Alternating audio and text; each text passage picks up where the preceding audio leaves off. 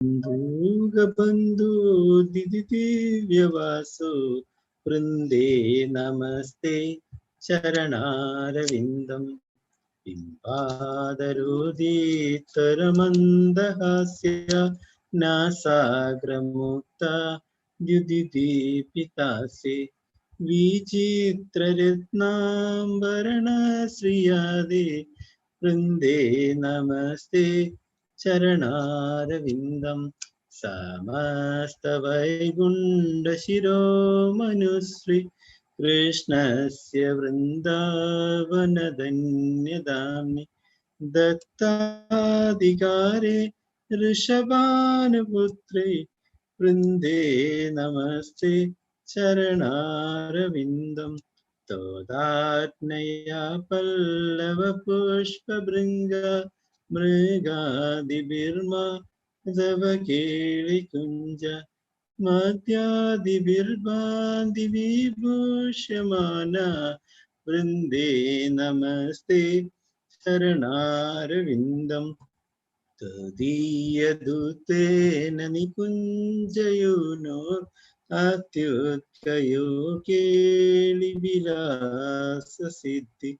तत्सौभगं केन निरुचित्य तां वृन्दे नमस्ते चरणारविन्दम् व्यासाभिलाषो वसतिं च वृन्दावने त्वदीशाङ्घ्रिसरोजसेवा लभ्यां च पुंसां कृपया तवैव वृन्दे नमस्ते चरणारविन्दम् त्वं कीर्त्यसे सत्त्वतन्त्रविद्भिर्लीलाभिधाना किल कृष्णशक्ति तावैव मूर्ति तुलसी नृलोके वृन्दे नमस्ते चरणारविन्दम् भक्त्या विहीना अपराधलक्ष्ये क्षिप्ताच्च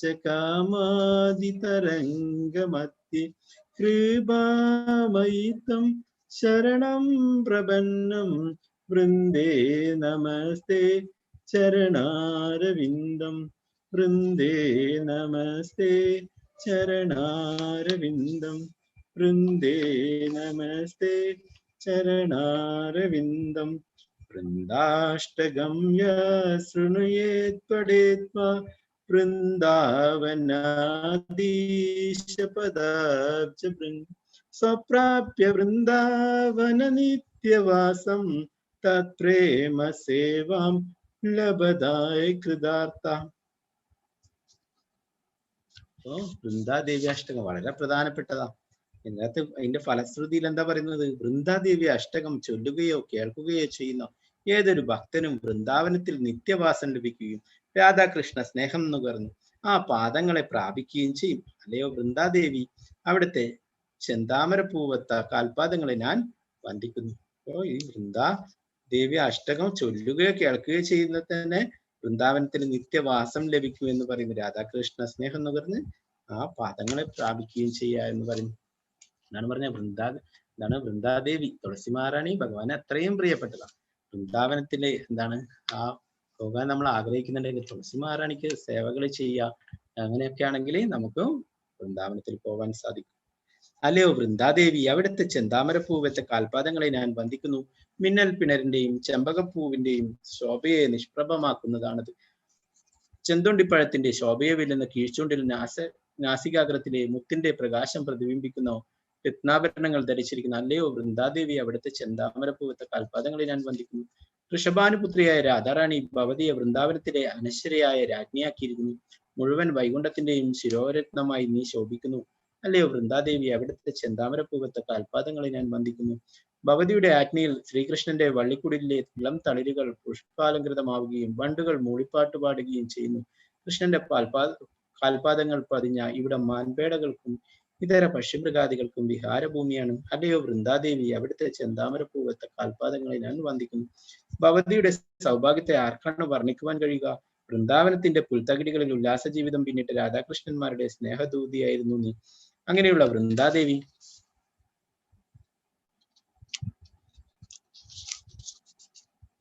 അവിടുത്തെ ചെന്താമരപ്പൂവത്തെ കാൽപാദങ്ങളെ ഞാൻ വന്ദിക്കുന്നു. ഭഗവതിയുടെ നാഥനായ ശ്രീകൃഷ്ണന്റെ പദാരവിന്ദത്തെ സേവിക്കുന്ന ജീവജാലങ്ങളുള്ളത് വൃന്ദാവനത്തിലാണ്. അവർക്ക് അദ്ദേഹത്തിന്റെ രാസക്രീഡ മനസ്സിലാക്കാൻ കഴിയുന്ന ദേവിയുടെ ദയാവായ്പിലാണ്. അല്ലയോ വൃന്ദാദേവി, അവിടുത്തെ ചെന്താമരപ്പൂവത്തെ കാൽപാദങ്ങളെ ഞാൻ വന്ദിക്കുന്നു. സ്വാത്വികമായ പൂജാവിധികൾ അഭ്യസിച്ചവർ ഭഗവതിയെ ഉപാസിക്കുന്നു. കൃഷ്ണലീലയുടെ ശക്തിദേവിയായിരുന്ന ഭഗവതി ഈ ലോകത്തിൽ തുളസി എന്ന പേരിൽ അറിയപ്പെടുന്നു. അല്ലയോ വൃന്ദാദേവി, അവിടുത്തെ ചെന്താമരപ്പൂവത്തെ കാൽപാദങ്ങളെ ഞാൻ വന്ദിക്കുന്നു. ശ്രീഹരിയോട് ഭക്തിയില്ലാത്തവരും നിരവധി പാപകർമ്മങ്ങൾ ചെയ്യുന്നവരും കാമതൃഷ്ണക്ക് അടിമപ്പെട്ടവരും ഭഗവതിയെ ശരണം പ്രാപിക്കുന്നു. അല്ലയോ വൃന്ദാദേവി, അവിടുത്തെ ചെന്താമരപ്പൂവത്തെ കാൽപാദങ്ങളെ ഞാൻ വന്ദിക്കുന്നു. അപ്പോ വൃന്ദാദേവി അഷ്ടകം തുളസി മഹാറാണിയെ പ്രകീർത്തിച്ചുകൊണ്ടുള്ളതാണ്. അപ്പോ ഭഗവാന് ഏറ്റവും പ്രിയപ്പെട്ടതല്ല നമ്മൾ തുളസിയെ അപ്പൊ എപ്പോഴും സംരക്ഷിക്കുക, അതിന് ദീപം കാണിക്കുക, അതിനെ പരിക്രമം ചെയ്യുക.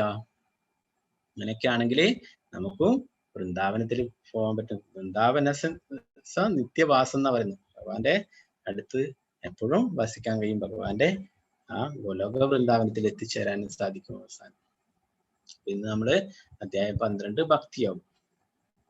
ഓമജ്ഞാനതിമിരാന്തസ്യാനനാശലാകയാ ചക്ഷുരുന്മീലിതം യേന തസ്മൈ ശ്രീ ഗുരുവേ നമഃ. ശ്രീചൈതന്യ മനോഭീഷ്ടം സ്ഥാപിതം യേന ഭൂതലേ സ്വയം രൂപകഥാ മഹ്യം ദദാതി സുപദാന്തികം. വന്ദേഹം ശ്രീഗുരു ശ്രീയുതാപദകമലം ശ്രീഗുരു വൈഷ്ണവാംശ ശ്രീരൂപം സാഗ്രജാതം സഗണരഘുനാഥാന്വിതം തം സജീവ സാദ്വൈതം സാവധൂതം പരിജനസഹിതം കൃഷ്ണ ചൈതന്യദേവം ശ്രീരാധാകൃഷ്ണപാദാം സഗണലളിതാം ശ്രീവിശാഖാന്വിതാംശ ശ്രീകൃഷ്ണ കരുണ സിന്ധു ദീനബന്ധു ജഗത്പതി ഗോപേശ ഗോപിക കാന്ത രാധാ കാന്ത നമസ്തുതേ. ഭക്തകാഞ്ചന ഗൗരാംഗീ രാധേ വൃന്ദാവനേശ്വരി ഋഷഭാനുസുതേ ദേവി പ്രണമാമി ഹരിപ്രീ. വഞ്ചകൽപതരൂപശ്ച കൃപാ സിന്ധുഭ്യവ ച പതിതാനാം പാവനേഭ്യോ വൈഷ്ണവേഭ്യോ നമോ നമഃ.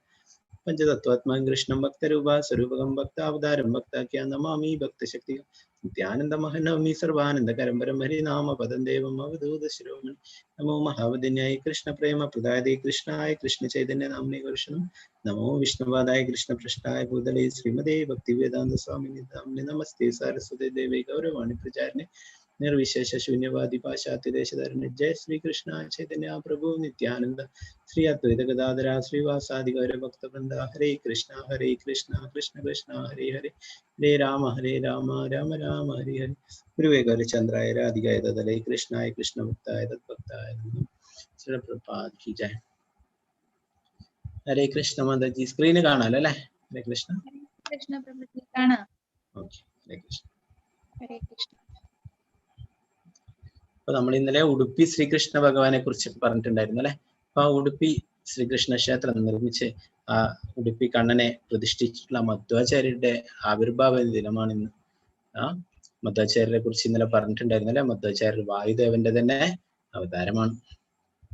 കുട്ടിക്കാലത്ത് തന്നെ എന്താണ് അത്രയും ജ്ഞാനവും ഒക്കെ ഉണ്ടായിരുന്നു. വളരെ പലതരത്തിലുള്ള കാര്യങ്ങളും പ്രകടിപ്പിക്കുകയുണ്ടായി. എല്ലാ ജ്ഞാനവും ഉണ്ടായിരുന്നു. എല്ലാ മായാവാദികളെയും മറ്റുള്ളവരൊക്കെ അവർക്കൊക്കെ യഥാർത്ഥ ജ്ഞാനം പറഞ്ഞു കൊടുക്കുകയുണ്ടായി. അപ്പോ ശങ്കരാചാര്യർ വന്നിട്ട് ഭഗവാനും നമ്മളും ഒക്കെ ഒന്നാണ് അല്ലെ, അങ്ങനെ പറഞ്ഞിട്ടുണ്ടായിരുന്നു അദ്വൈതം. അപ്പോ അത് ഇല്ലാതാക്കാനാണ് മധ്വാചാര്യർ അവതരിച്ചിട്ടുണ്ടായിരുന്നത്. മധ്വാചാര്യർ ദ്വൈത ഫിലോസഫി വിരലിങ്ങനെ പിടിച്ചിട്ട് കാണുന്നു അല്ലെ, രണ്ടാണ്, നമ്മളും ഭഗവാനും വേറെ വേറെയാണ്, ഒന്നല്ല അല്ലെ. നമ്മൾ പഠിച്ചു ഭഗവാന്റെ തന്നെ അംശമാണ് നമ്മൾ, എന്നാലും നമ്മൾ ഒരിക്കലും ഭഗവാനല്ല അല്ലെ. അപ്പൊ ഇത് രണ്ടും തന്നെയാണ്, ജീവാത്മാവും പരമാത്മാവും അല്ലെ. അത് സ്ഥാപിക്കാൻ വേണ്ടിയിട്ട് അങ്ങനെ കുറെ മായാവാദികളെ അങ്ങനെയുള്ള കുറെ ആൾക്കാരുമായിട്ടൊക്കെ അവരൊക്കെ തർക്കത്തിലേർപ്പെട്ട് അവരൊക്കെ തോൽപ്പിച്ച് ഈ ദ്വൈത ഫിലോസഫി അത് പ്രചരിപ്പിക്കുകയുണ്ടായി. അപ്പോ 8 മഠങ്ങൾ സ്ഥാപിച്ച് അതിലെ പിന്നെ അവരുടെ ശിഷ്യന്മാർ, അങ്ങനെ അവരാണ് ഇപ്പോഴും ഉടുപ്പി ക്ഷേത്രമൊക്കെ പൂജകളൊക്കെ ചെയ്യുന്നത്. അപ്പൊ നമ്മുടെ പരമ്പരയിലെ ബ്രഹ്മ മധ്വ ഗൗഡീയ സമ്പ്രദായമാണ് നമ്മുടെ പരമ്പര. അതിലെ 5ാമത്തെ ആചാര്യനാണ് മധ്വാചാര്യർ.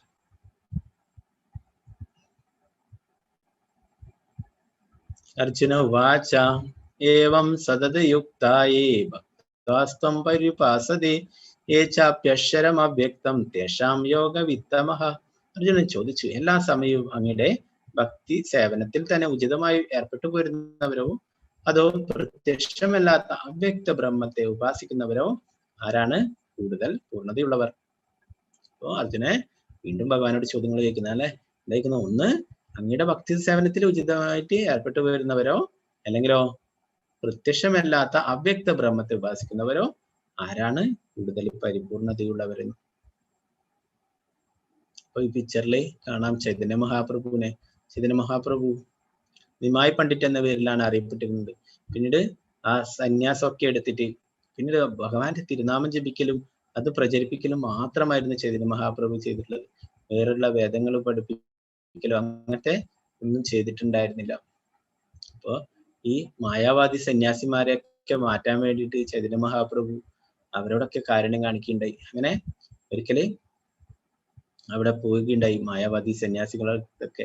അപ്പൊ അവരൊക്കെ ചൈതന്യ മഹാപ്രഭുവിനെ എന്താണ് ഒരു താഴ്ത്തിക്കൊണ്ട് പറഞ്ഞു, എന്താണ് നിങ്ങൾ എപ്പോഴും ഹരേ കൃഷ്ണ ജപിച്ച് നടക്കുന്നു, നിങ്ങൾ വേറെ ഒന്നും പ്രചരിപ്പിക്കുന്നില്ല എന്നൊക്കെ പറഞ്ഞിട്ട് ചൈതന്യ മഹാപ്രഭു അവരോട് പറയുകയുണ്ടായി. ആ പ്രബോധാനന്ദ സരസ്വതിയോടൊക്കെ പറയുകയുണ്ടായി, എന്റെ ഗുരു പറഞ്ഞു നീ ഈ നാമം ജപിച്ചാൽ മാത്രം മതി എന്ന് പറഞ്ഞു. നിനക്ക് നീ അത്രയും ബുദ്ധിയുള്ളൂ, അതുകൊണ്ട് നീ അത് ജപിച്ചാൽ മതി എന്ന് പറഞ്ഞു. ആരാണ് പറയുന്നത്? സാക്ഷാൽ ഭഗവാൻ തന്നെയാണ് അല്ലെ. വേദേശ സർവമായ വേദി, വേദങ്ങളൊക്കെ ഉണ്ടാക്കിയിട്ടുള്ളൂ. ആ വേദങ്ങളിലൂടെ അറിയേണ്ടതൊക്കെ ഈ ഭഗവാൻ. ആ ഭഗവാൻ തന്നെയാ പറയുന്നത് എന്റെ ഗുരു ഇങ്ങനെ പറഞ്ഞു എന്ന് പറഞ്ഞു. അങ്ങനെ ഭഗവാന്റെ തിരുനാമം ജപിപ്പിക്കാൻ, എല്ലാവരെ കൊണ്ട് ജപിപ്പിക്കാൻ വേണ്ടിയിട്ടാണ് ചൈതന്യ മഹാപ്രഭു അങ്ങനെ പറഞ്ഞിട്ടുണ്ടായിരുന്നത്. പിന്നീട് ആ പ്രബോധാനന്ദ സരസ്വതിക്കൊക്കെ പറഞ്ഞു കൊടുക്കുകയുണ്ടായി. എന്താണ് എല്ലാം പറഞ്ഞു കൊടുക്കുകയുണ്ടായി. ആ വേദാന്ത സൂത്രത്തിന്റെ ഭാഷയൊക്കെ അവർക്ക് പറഞ്ഞു കൊടുക്കുകയുണ്ടായി.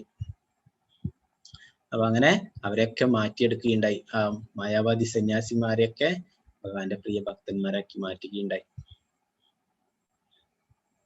ശ്രീ ഭഗവാനുവാച മയ്യാവേശ്യമനോ യേ മാം നിത്യയുക്ത ഉപാസതേ ശ്രദ്ധയാ പരയോപേതാസ്തേ യുക്ത തമാമതഃ.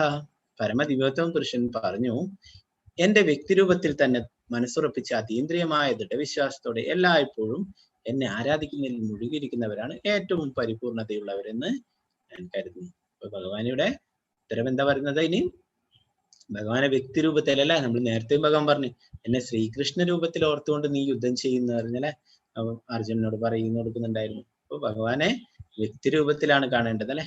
നമ്മളെ പോലുള്ള വ്യക്തിയല്ല അല്ലെ. ഭഗവാന്റെ അതീന്ദ്രിയമായിട്ടുള്ള ശരീരമാണ് അല്ലെ. നമ്മള് പഞ്ചഭൂതങ്ങളെ കൊണ്ട് നിർമ്മിച്ച, അപ്പൊ നമ്മളെ പോലുള്ള ഒരു സാധാരണ വ്യക്തിയല്ല ഭഗവാൻ അല്ലെ. പരമദിവ്യോത്തമ പുരുഷനാണ്.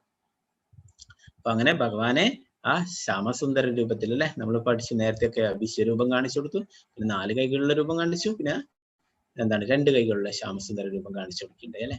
അതാണ് ഏറ്റവും എന്താണ് എല്ലാ ദേവി ദേവന്മാരും കാണുവാൻ ആഗ്രഹിക്കുന്നത്. ഇത് പെട്ടെന്ന് കാണാൻ സാധിക്കില്ല എന്ന്, എല്ലാവർക്കും ലഭ്യമല്ല എന്ന് ഭഗവാൻ പറഞ്ഞു കൊടുക്കുന്നുണ്ടായിരുന്നു അല്ലെ. അപ്പൊ അങ്ങനെ ഭഗവാൻ എന്താണ് ആ ഒരു രൂപമുണ്ടല്ലേ. നമുക്കൊക്കെ രൂപമുണ്ടെങ്കിൽ ഭഗവാന് രൂപമില്ല അല്ലെ. മായാവതികളൊക്കെ ഭഗവാന് രൂപമില്ല എന്ന് പറഞ്ഞു നടക്കുന്നവർ. അപ്പൊ അവരുടെ ഭഗവത്ഗീതയൊക്കെ നമ്മൾ പഠിക്കുകയാണെങ്കിൽ നമ്മളും അതാ മനസ്സിലാക്കുക, ഭഗവാന് രൂപമില്ല എന്ന് തന്നെ.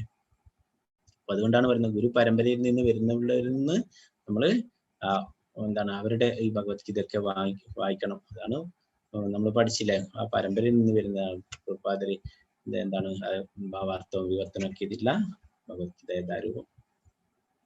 അപ്പൊ ഇവിടെ നിങ്ങൾക്ക് കാണാം വൃന്ദാവനത്തില് രാധാശ്യാം സുന്ദരനെ അവിടെ ബ്രഹ്മചാരികളൊക്കെ അണിയിച്ചൊരുക്കുന്നു. ഭഗവാൻ ഇങ്ങനെ വ്യക്തിരൂപത്തിൽ നമ്മുടെ മുന്നിൽ ഉള്ളത് കൊണ്ടാണ് നമുക്കിങ്ങനെ അണിയിച്ചൊരുക്കാനൊക്കെ കഴിയും അല്ലെ. എല്ലാമെങ്കിലും എന്താണ് ആ ബ്രഹ്മത്തിനെ അല്ലെ, അതിനെങ്ങനെയാണ് ഇങ്ങനെ അണിയിച്ചൊരുക്കാനൊക്കെ കഴിയില്ല അല്ലെ. ബ്രഹ്മജ്യോതിയെ ആരാധിക്കുന്നു ചില ആളൊക്കെ അല്ലെ. അപ്പൊ അതിനെ ഇങ്ങനെ അണിയിച്ചൊരുക്കാനൊക്കെ പറ്റുമോ? ഇല്ല അല്ലെ. ഭഗവാന്റെ വ്യക്തിരൂപത്തിൽ അല്ലെ. ഭഗവാനെ എല്ലാവരും പറയുന്നുണ്ട് അല്ലെ. ബ്രഹ്മസംഹിതയിലും എന്താണ് ആ ഭഗവാന്റെ രൂപത്തെ കുറിച്ച് വർണ്ണിക്കുന്നുണ്ട്. വേണും കണന്തമരവിന്ദ ദളായതാശംബർഹാവതാം സമസിതാംബുജ സുന്ദരാംഗം കന്ദർപ്പഗോടികമനീയ വിശേഷ ശോഭം ഗോവിന്ദമാതി പുരുഷൻ തമ.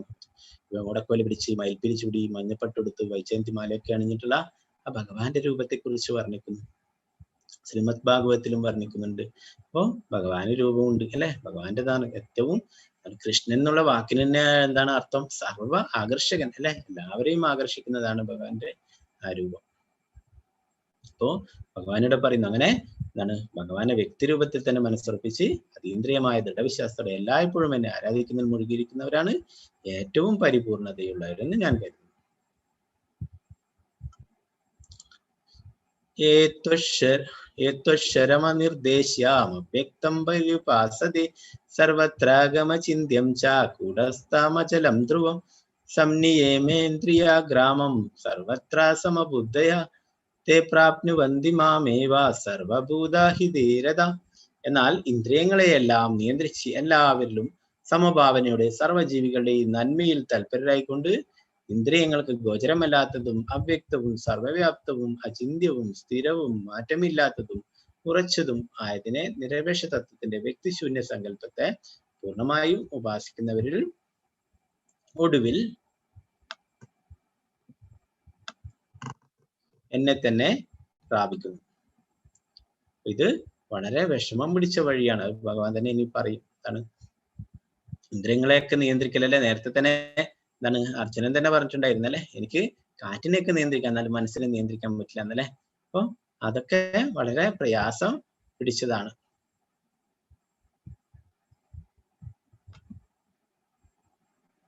ക്ലേശോ അധികതരസ്തേഷാം അവ്യക്താസക്ത ചേതസാം അവ്യക്താഹി ഗതിർ ദുഃഖം ദേഹവത്പിരവ്യാപ്യതേ.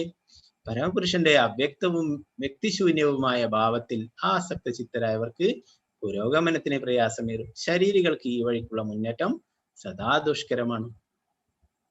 അപ്പോ നമുക്കൊക്കെ ശരീരമുള്ളവരല്ലേ, നമുക്കൊക്കെ ഇന്ദ്രിയങ്ങളെ നിയന്ത്രിക്കലൊക്കെ വളരെ പ്രയാസമാണല്ലേ. അപ്പൊ ഭഗവാന്റെ അവ്യക്തമായിട്ടുള്ളതും വ്യക്തിശൂന്യമായിട്ടും ആ ഭാവത്തിൽ നമുക്ക് എന്താണ് ആരാധിക്കാൻ വേണ്ടിയിട്ട് പ്രയാസമേറും എന്ന് പറയുന്നത് അല്ലെ. ഭഗവാനെ ഈ വ്യക്തിരൂപത്തിൽ ഉണ്ടായിട്ടുണ്ടെങ്കിൽ നമുക്ക് പൂർണ്ണമായിട്ടും ഭഗവാനിൽ മനസ്സുറപ്പിക്കാൻ കഴിയുന്നില്ല അല്ലെ. ഇനിയാണോ ഭഗവാനെ എന്താണ് രൂപമൊന്നും ഇല്ലാണ്ട് ആ എന്താണ് അവ്യക്തമായിട്ടൊക്കെ അല്ലെ. ചില എന്താണ് പ്രസ്ഥാനങ്ങളൊക്കെ ഉണ്ട്, അവരൊക്കെ ഇങ്ങനെ ബ്രഹ്മജ്യോതിയൊക്കെ ആരാധിക്കും. അപ്പൊ അവരെന്താണ് ഒരു ലൈറ്റിലൊക്കെയാണ് ഇങ്ങനെ എന്താണ് ഫോക്കസ് ചെയ്തിട്ട് എന്താണ് ധ്യാനിച്ചിരിക്കും അല്ലെ. അപ്പൊ എന്താണ് കുറെ കഴിയുമ്പോ എന്താണ് അതില് ചിലപ്പോ നമ്മൾ കണ്ണൊക്കെ പൂട്ടിക്കഴിഞ്ഞാൽ നമുക്കൊക്കെ ഉറങ്ങിപ്പോവാനും ചാൻസ് ഉണ്ട് അല്ലെ. അപ്പൊ അതൊക്കെ എന്താണ് വളരെ പ്രയാസം പിടിച്ചതാണ്. എന്നാൽ നമുക്ക് എന്താണ് ഭഗവാന്റെ ആ ശ്യാമസുന്ദര രൂപം അല്ലെ, അതിനെക്കുറിച്ച് നമുക്ക് ഓർത്തോർത്ത് ഭഗവാനെ എപ്പോഴും ഓർക്കാൻ സാധിക്കും അല്ലെ. ഭഗവാന് എന്താണ് ഭംഗിയായിട്ട് നേരത്തെ കാണിച്ചില്ല, ഡ്രസ്സൊക്കെ അണിയിച്ചൊരുക്കാം, ഭഗവാന് നിവേദ്യങ്ങൾ സമർപ്പിക്കാം അല്ലെ. ഇങ്ങനെ ഒരു രൂപമൊന്നും ഇല്ലെങ്കിൽ എന്താണ് നമ്മൾ ആർക്കാണ് ഈ ഡ്രസ്സൊക്കെ അണിയിക്കുക അല്ലെ. നമ്മൾ പഠിച്ചു അല്ലെ, ബ്രഹ്മൻ പരമാത്മൻ ഭഗവാൻ എന്നുള്ളത് അല്ലെ. ബ്രഹ്മജ്യോതിയെ ആരാധിക്കുന്ന കുറെ ആൾക്കാർ. തെരുവിൽ പലയിടത്തും തപാൽ പെട്ടികൾ കാണാം. ഇവയിൽ നമ്മൾ കൊണ്ടുപോയിരുന്ന കത്തുകൾ സ്വാഭാവികമായി നിഷ്പ്രയാസം ഉദ്ദിഷ്ട സ്ഥാനങ്ങളിൽ എത്തുന്നു. എന്നാൽ തപാൽ പെട്ടികൾ എന്ന് ആധികാരികമായി പ്രഖ്യാപിക്കാത്ത ഏതെങ്കിലും പഴയ പെട്ടികളിലൂടെ ഈ പ്രക്രിയ നടത്താനാവില്ല. അങ്ങനെ അംഗീകൃതമായ പ്രാധാന്യമുള്ള ഒരു വിഗ്രഹ രൂപം ഈശ്വരനുണ്ട്. അതിനെ അർച്ചാവിഗ്രഹം എന്ന് പറയുന്നു. ഈ അർച്ചാവിഗ്രഹം പരമപുരുഷന്റെ അവതാരമാണ്. അപ്പൊ ഇവിടെ ഒരു ഉദാഹരണം പറയുന്നു. നമ്മള് ഗ്രാമങ്ങളിലൊക്കെ ചെറിയ ചെറിയ ഗ്രാമങ്ങളിലൊന്നും എന്താണ് ആ പോസ്റ്റ് ഓഫീസ് ഉണ്ടാവില്ല അല്ലെ, അത് സിറ്റിയിൽ ഉണ്ടാവും അല്ലെ. എന്നാൽ അതിന്റെ ഒരു ബോക്സ് ഉണ്ടാവും അല്ലെ, അതിന്റെ ഒരു പെട്ടി, തപാൽ പെട്ടി അവിടെ ഉണ്ടാവും അല്ലെ. അതിൽ കൊണ്ടുപോയിട്ട് തപാൽ ആ പെട്ടിയിൽ നമ്മൾ കത്തുകളൊക്കെ ഇടുകയാണെങ്കിൽ ആ പോസ്റ്റ്മാൻ വന്നിട്ട് അതെടുത്ത് കൊണ്ടുപോയിട്ട് എന്താണ് ആ മെയിൻ ഓഫീസിൽ കൊണ്ടുപോയിട്ട് തരംതിരിച്ചിട്ട് നമ്മളെ ആർക്കാണോ എത്തിക്കേണ്ട ആ മേൽവിലാസക്കാരന്റെ കയ്യിൽ എത്തിക്കും അല്ലെ. അല്ലെ അത് വേറെ ഏതെങ്കിലും ഒരു പഴയ പെട്ടിയിൽ കൊണ്ടിട്ട് കഴിഞ്ഞാലോ അത് അവിടെ തന്നെ കിടക്കും അല്ലെ, അത് എവിടെ എത്തില്ല അല്ലെ. അപ്പൊ അത് പറയുന്നു ഇവിടെ വേറെ ഏതെങ്കിലും പഴയ പെട്ടികളിലൂടെ ഈ പ്രക്രിയ നടത്താനാവില്ല അല്ലെ. അപ്പൊ അതുപോലെ തന്നെ എന്താണ് ഭഗവാന്റെ അംഗീകൃത പ്രാധാന്യമുള്ള ഒരു വിഗ്രഹ രൂപമാണ്. അതിനെയാണ് അർച്ചാവിഗ്രഹം എന്ന് പറയുന്നത് അല്ലെ. അർച്ചാവിഗ്രഹം എന്ന് പറയുന്നത് എന്താണ് പരമപുരുഷന്റെ തന്നെ അവതാരമാണ് അല്ലെ. നമ്മൾ ഇന്നലെ ഉടുപ്പി ശ്രീകൃഷ്ണ ഭഗവാനെ കുറിച്ച് പറഞ്ഞല്ലേ. ഉടുപ്പി ശ്രീകൃഷ്ണ ഭഗവാൻ അവിടെ ആ പ്രതിഷ്ഠയൊക്കെ നടത്തി അവിടെ ഉറപ്പിച്ചു നിർത്തിയെടുക്കുന്ന ഭഗവാൻ പുറംതിരിഞ്ഞു നിൽക്കുകയുണ്ടായി അല്ലെ. ആ ഭക്തന്റെ വിളി കേട്ടിട്ട് അങ്ങോട്ടേക്ക് തിരിഞ്ഞു നിൽക്കുകയുണ്ടായി അല്ലെ. അപ്പൊ അതെന്താണ് മനസ്സിലാക്കുന്നത്, അത് വെറും വിഗ്രഹമല്ല അല്ലെ. പ്രതിമാനഹിത്വം സാക്ഷാൽ വ്രജ എന്ന് പറയുന്നത് വൃന്ദാവനത്തിലുള്ള ശ്രീകൃഷ്ണ ഭഗവാൻ തന്നെയാണ്, അത് പ്രതിമയല്ല അല്ലെ. അപ്പൊ നമ്മുടെ വീടുകളിലൊക്കെ ഉള്ളത് വിഗ്രഹമായാലും ഫോട്ടോ ആയാലും അതൊക്കെ എന്താണ്, അതൊക്കെ ഭഗവാൻ തന്നെ അല്ലെ. അത് നമ്മൾ ആ വിശ്വാസത്തോടെ തന്നെ അതിനെ ആരാധിക്കുകയും അതിന് സേവനങ്ങൾ ചെയ്യുകയും ഒക്കെ ചെയ്യണം. ഇവിടെ കാണാം വൃന്ദാവനത്തിലുള്ള ആ കൃഷ്ണബൽറാം, ശ്രീലപ്രഭുപാദരെ ആ കൃഷ്ണബൽറാമിനെ പൂജകൾ ചെയ്തു. വൃന്ദാവനത്തിൽ 5000-ലേറെ ക്ഷേത്രങ്ങളുണ്ട്.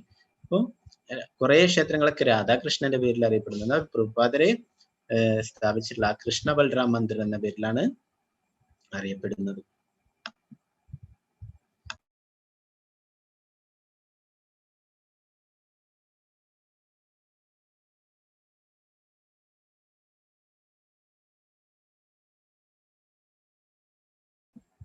അപ്പോ എന്താണ് അതൊരു വ്യത്യസ്തമായിട്ട് രാധാകൃഷ്ണന്മാരുണ്ട്. പ്രഭുപാദരുടെ കൃഷ്ണ ബലറാം മന്ദിറിലെ രാധാശ്യാം സുന്ദർ രാധാകൃഷ്ണന്മാരുണ്ട്. എന്താണ് ഗൗരനിത്തായി, ചൈതന്യ മഹാപ്രഭു, നിത്യാനന്ദ പ്രഭു ഉണ്ട്. എന്നാലും ക്ഷേത്രം അറിയപ്പെടുന്നത് കൃഷ്ണ ബലറാം മന്ദിർ എന്ന പേരിലാണ്.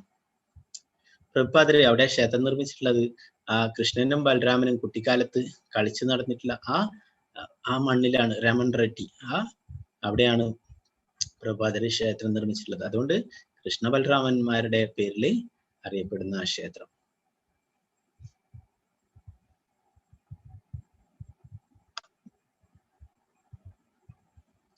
യേതു സർവാണി കർമാണി മയി സന്യസ്യ മത്പരഃ അനന്യേനൈവ യോഗേന മാം ധ്യായന്ത ഉപാസത്തെ തേഷാമഹം സമുദ്ധർത്ത ഇതി സംസാര സാഗരാത് ഭവാമി ന ചിരാത് പാർത്ഥ മയ്യാവേശിത ചേതസാം. ഏ പാർത്ഥ, എന്നാൽ എന്നെ എല്ലായ്പ്പോഴും ധ്യാനിച്ചുകൊണ്ട് സർവകർമ്മങ്ങളെയും എനിക്കായി അർപ്പിച്ച് എന്നിൽ മനസ്സ് അചഞ്ചലമായി ഊന്നിക്കൊണ്ട് ഭക്തിയുത സേവനത്തിൽ ഏർപ്പെട്ടു പോരുന്നവരെ ഞാൻ വേഗത്തിൽ ജന്മമരണങ്ങളുടെ ഈ സമുദ്രത്തിൽ നിന്ന് കരകയറ്റും. അപ്പൊ ഭഗവാനെ എപ്പോഴും ഭഗവാനെ കുറിച്ച് ഓർത്ത് ഭഗവാന്റെ തിരുനാമം ജപിച്ച് ഭക്തിയുത സേവനങ്ങളൊക്കെ ചെയ്യുന്നതാണെങ്കിൽ അല്ലെ നമുക്ക് പൂർണ്ണ വിശ്വാസം ഉണ്ടാകണം. അചഞ്ചലമായിട്ട് അല്ലെ നമുക്ക് ഭഗവാനിലെ പൂർണ്ണ വിശ്വാസത്തോടെ നമ്മൾ ചെയ്യുന്ന ഭക്തിയുത സേവനങ്ങളൊക്കെ ചെയ്യുകയാണെങ്കിൽ ഭഗവാൻ എന്താ പറയുന്നത്? അങ്ങനെയുള്ളവരെ ജന്മമരണ ചക്രങ്ങളുടെ ഈ സമുദ്രത്തിൽ നിന്ന് കരകയറ്റും അല്ലെ. നമ്മളൊക്കെ ആ സമുദ്രത്തിൽ പെട്ടിട്ടാ ഉള്ളത് അല്ലെ. ഭൗതിക ലോകത്ത് നമ്മളിവിടെ വീണു പോയിട്ടാ ഉള്ളത് അല്ലെ. ബദ്ധജീവാത്മാക്കൾ വന്നു അല്ലെ. നമ്മളൊക്കെ ബദ്ധജീവാത്മ, മർത്യലോകം. ഇതിന്റെ പേര് തന്നെ എന്താണ്? മർത്യലോകം അല്ലെ. എന്താണ്? മരണമുള്ള ലോകമാണ്, മർത്യലോകമാണ് അല്ലെ. അപ്പൊ നമുക്കൊക്കെ ഇവിടുന്ന് രക്ഷപ്പെട്ടു പോകണം അല്ലെ. യഥാർത്ഥമായിട്ടുള്ള എന്താണ് ശാശ്വതമായിട്ടുള്ള ഭഗവദ്ധാമിലേക്ക് അല്ലെ. അപ്പൊ അതിനു വേണ്ടിയിട്ട് നമ്മൾ ഭക്തിയുത സേവനങ്ങൾ ചെയ്യുകയാണെങ്കിൽ ഭഗവാനോട് പറയുന്നു, അങ്ങനെയുള്ളവരെ ഞാൻ ഈ സംസാര സാഗരത്തിൽ നിന്ന്, ജന്മമരണ ചക്രത്തിന്റെ ഈ സമുദ്രത്തിൽ നിന്നും കരകയറ്റുമെന്ന്.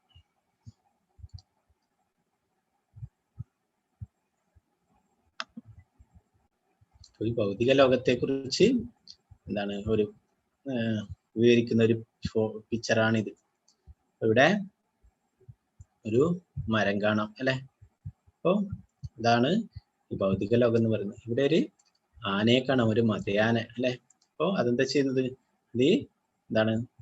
ഈ മരത്തിനെ താഴെ ഇടാൻ ശ്രമിക്കുന്നു അല്ലെ. പിന്നെയോ ഇവിടെ താഴെ കാണാം പാമ്പുകളൊക്കെ, വിഷപ്പാമ്പുകളൊക്കെ അവിടെ കിടക്കുന്നു അല്ലെ. പിന്നെ ഇവിടെ എന്താണുള്ളത്? ഇവിടെ ഒരു തേനീച്ചക്കൂടുണ്ട് അല്ലെ. ആ തേനീച്ചക്കൂട്ടിൽ നിന്ന് തേനുറ്റിറ്റ് വീഴുന്നുണ്ട്, ഓരോ ഡ്രോപ്സ് ആയിട്ട് വീണുകൊണ്ടേയിരിക്കുന്നു. അപ്പൊ ഇദ്ദേഹം ഈ മരത്തിൽ തൂങ്ങിയിട്ട് ഇദ്ദേഹം എന്താ ചെയ്യുന്നത്? ആ തേന് കുടിച്ചുകൊണ്ടേയിരിക്കുന്നു. അദ്ദേഹത്തെ ഓരോരോ തേനീച്ചകൾ വന്നിട്ട് കുത്തുന്നുണ്ട് അല്ലെ. അതൊന്നും കാര്യമാക്കാതെ ആ തേനെ ആസ്വദിച്ചു കൊണ്ടേയിരിക്കുകയാണ് അല്ലെ. അദ്ദേഹത്തിന്റെ കയ്യിലെ ആ പിടിയൊന്ന് വിട്ടു കഴിഞ്ഞാൽ എവിടെ എത്തുക? വിഷപ്പാമ്പുകളുടെ ഇടയിലെത്തും അല്ലെ. അല്ലെങ്കിലോ ആ മരത്തിൽ തന്നെയാണെങ്കിലോ ഈ ആന ആ മരം പിഴുത് താഴേക്കിടും അല്ലെ. അപ്പൊ അങ്ങനെ എല്ലാ ഭാഗത്തും അപകടമുള്ളത് അല്ലെ. എന്നിട്ട് എന്താ ചെയ്യുന്നത്? ആ തേനിന്റെ രുചിക്കാനായിട്ട് തേനെ ആസ്വദിക്കുന്നു അല്ലെ. അപ്പൊ അതുപോലെയാണ് നമ്മളും ഈ ഭൗതിക ലോകത്തിൽ നമ്മൾ സുഖം കണ്ടെത്താൻ വേണ്ടിയിട്ട് നമ്മൾ പരിശ്രമിച്ചു കൊണ്ടേയിരിക്കല അല്ലെ. നമ്മുടെ ചുറ്റിലും അപകടമുണ്ട് അല്ലെ. നമ്മൾ വിചാരിക്കും നമ്മളെ ആ ബെഡ്റൂമിൽ ഒരു വിഷപ്പാമ്പുണ്ടെന്ന് വിചാരിക്കും, നമുക്ക് സമാധാനമായിട്ട് കിടന്നുറങ്ങാൻ പറ്റുമോ? ഇല്ല അല്ലെ. അപ്പൊ അതുപോലെ തന്നെ മരണവും നമ്മുടെ കൂടെ എപ്പോഴും ഉണ്ട് അല്ലെ. നമുക്ക് പറയാൻ പറ്റില്ല ഏത് നിമിഷം എത്ര നമുക്ക് ആയുസുണ്ടെന്നൊന്നും നമുക്ക് പറയാൻ പറ്റില്ല അല്ലെ. ഏത് നിമിഷം നമ്മളെ മരണമുണ്ട്. അപ്പൊ നമ്മളെന്താ വേണ്ടത്? നമ്മള് ഈ എത്രയും നമ്മള് സമയം വെറുതെ കളയാതെ നമ്മള് ഭക്തിയുത സേവനങ്ങൾ ചെയ്തു തുടങ്ങുക, ഭഗവാന്റെ തിരുനാമം ജപിച്ചു തുടങ്ങുക അല്ലെ.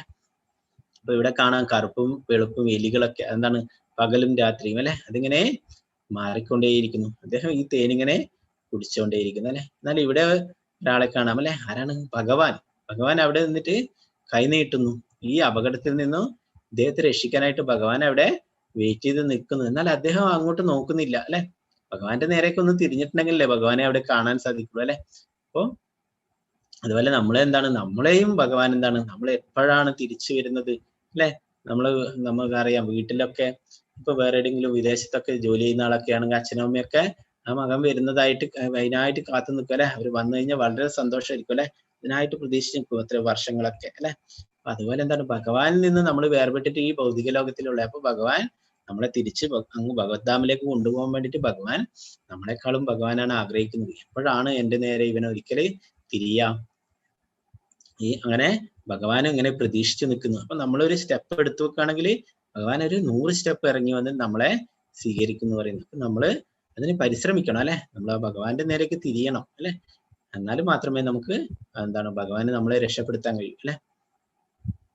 അപ്പൊ എല്ലാവരും ഇങ്ങനെയുള്ള ഈ ഭൗതിക ലോകത്തില് അപകടങ്ങളിൽ പെട്ട് കിടക്കുകയാണ് അല്ലെ? ഭഗവാൻ തന്നെ ഈ ഭൗതിക ലോകത്തിന് പേര് പറഞ്ഞിട്ടുണ്ട്, ദുഃഖാലയം അശാശ്വതം എന്നല്ലേ? ഇവിടെ ദുഃഖാലയമാണ്. നമ്മള് സന്തോഷം, അല്പസന്തോഷം അതൊക്കെ അത് ശാശ്വതമായിട്ടുള്ളതാണെന്ന് നമ്മൾ വിചാരിക്കും. എന്നാലേ അത് നിമിഷ നേരത്തേക്കുള്ളൂ അല്ലെ? അത് കുറച്ച് കഴിയുമ്പോൾ പിന്നീട് ആ സന്തോഷം ദുഃഖമായി മാറും.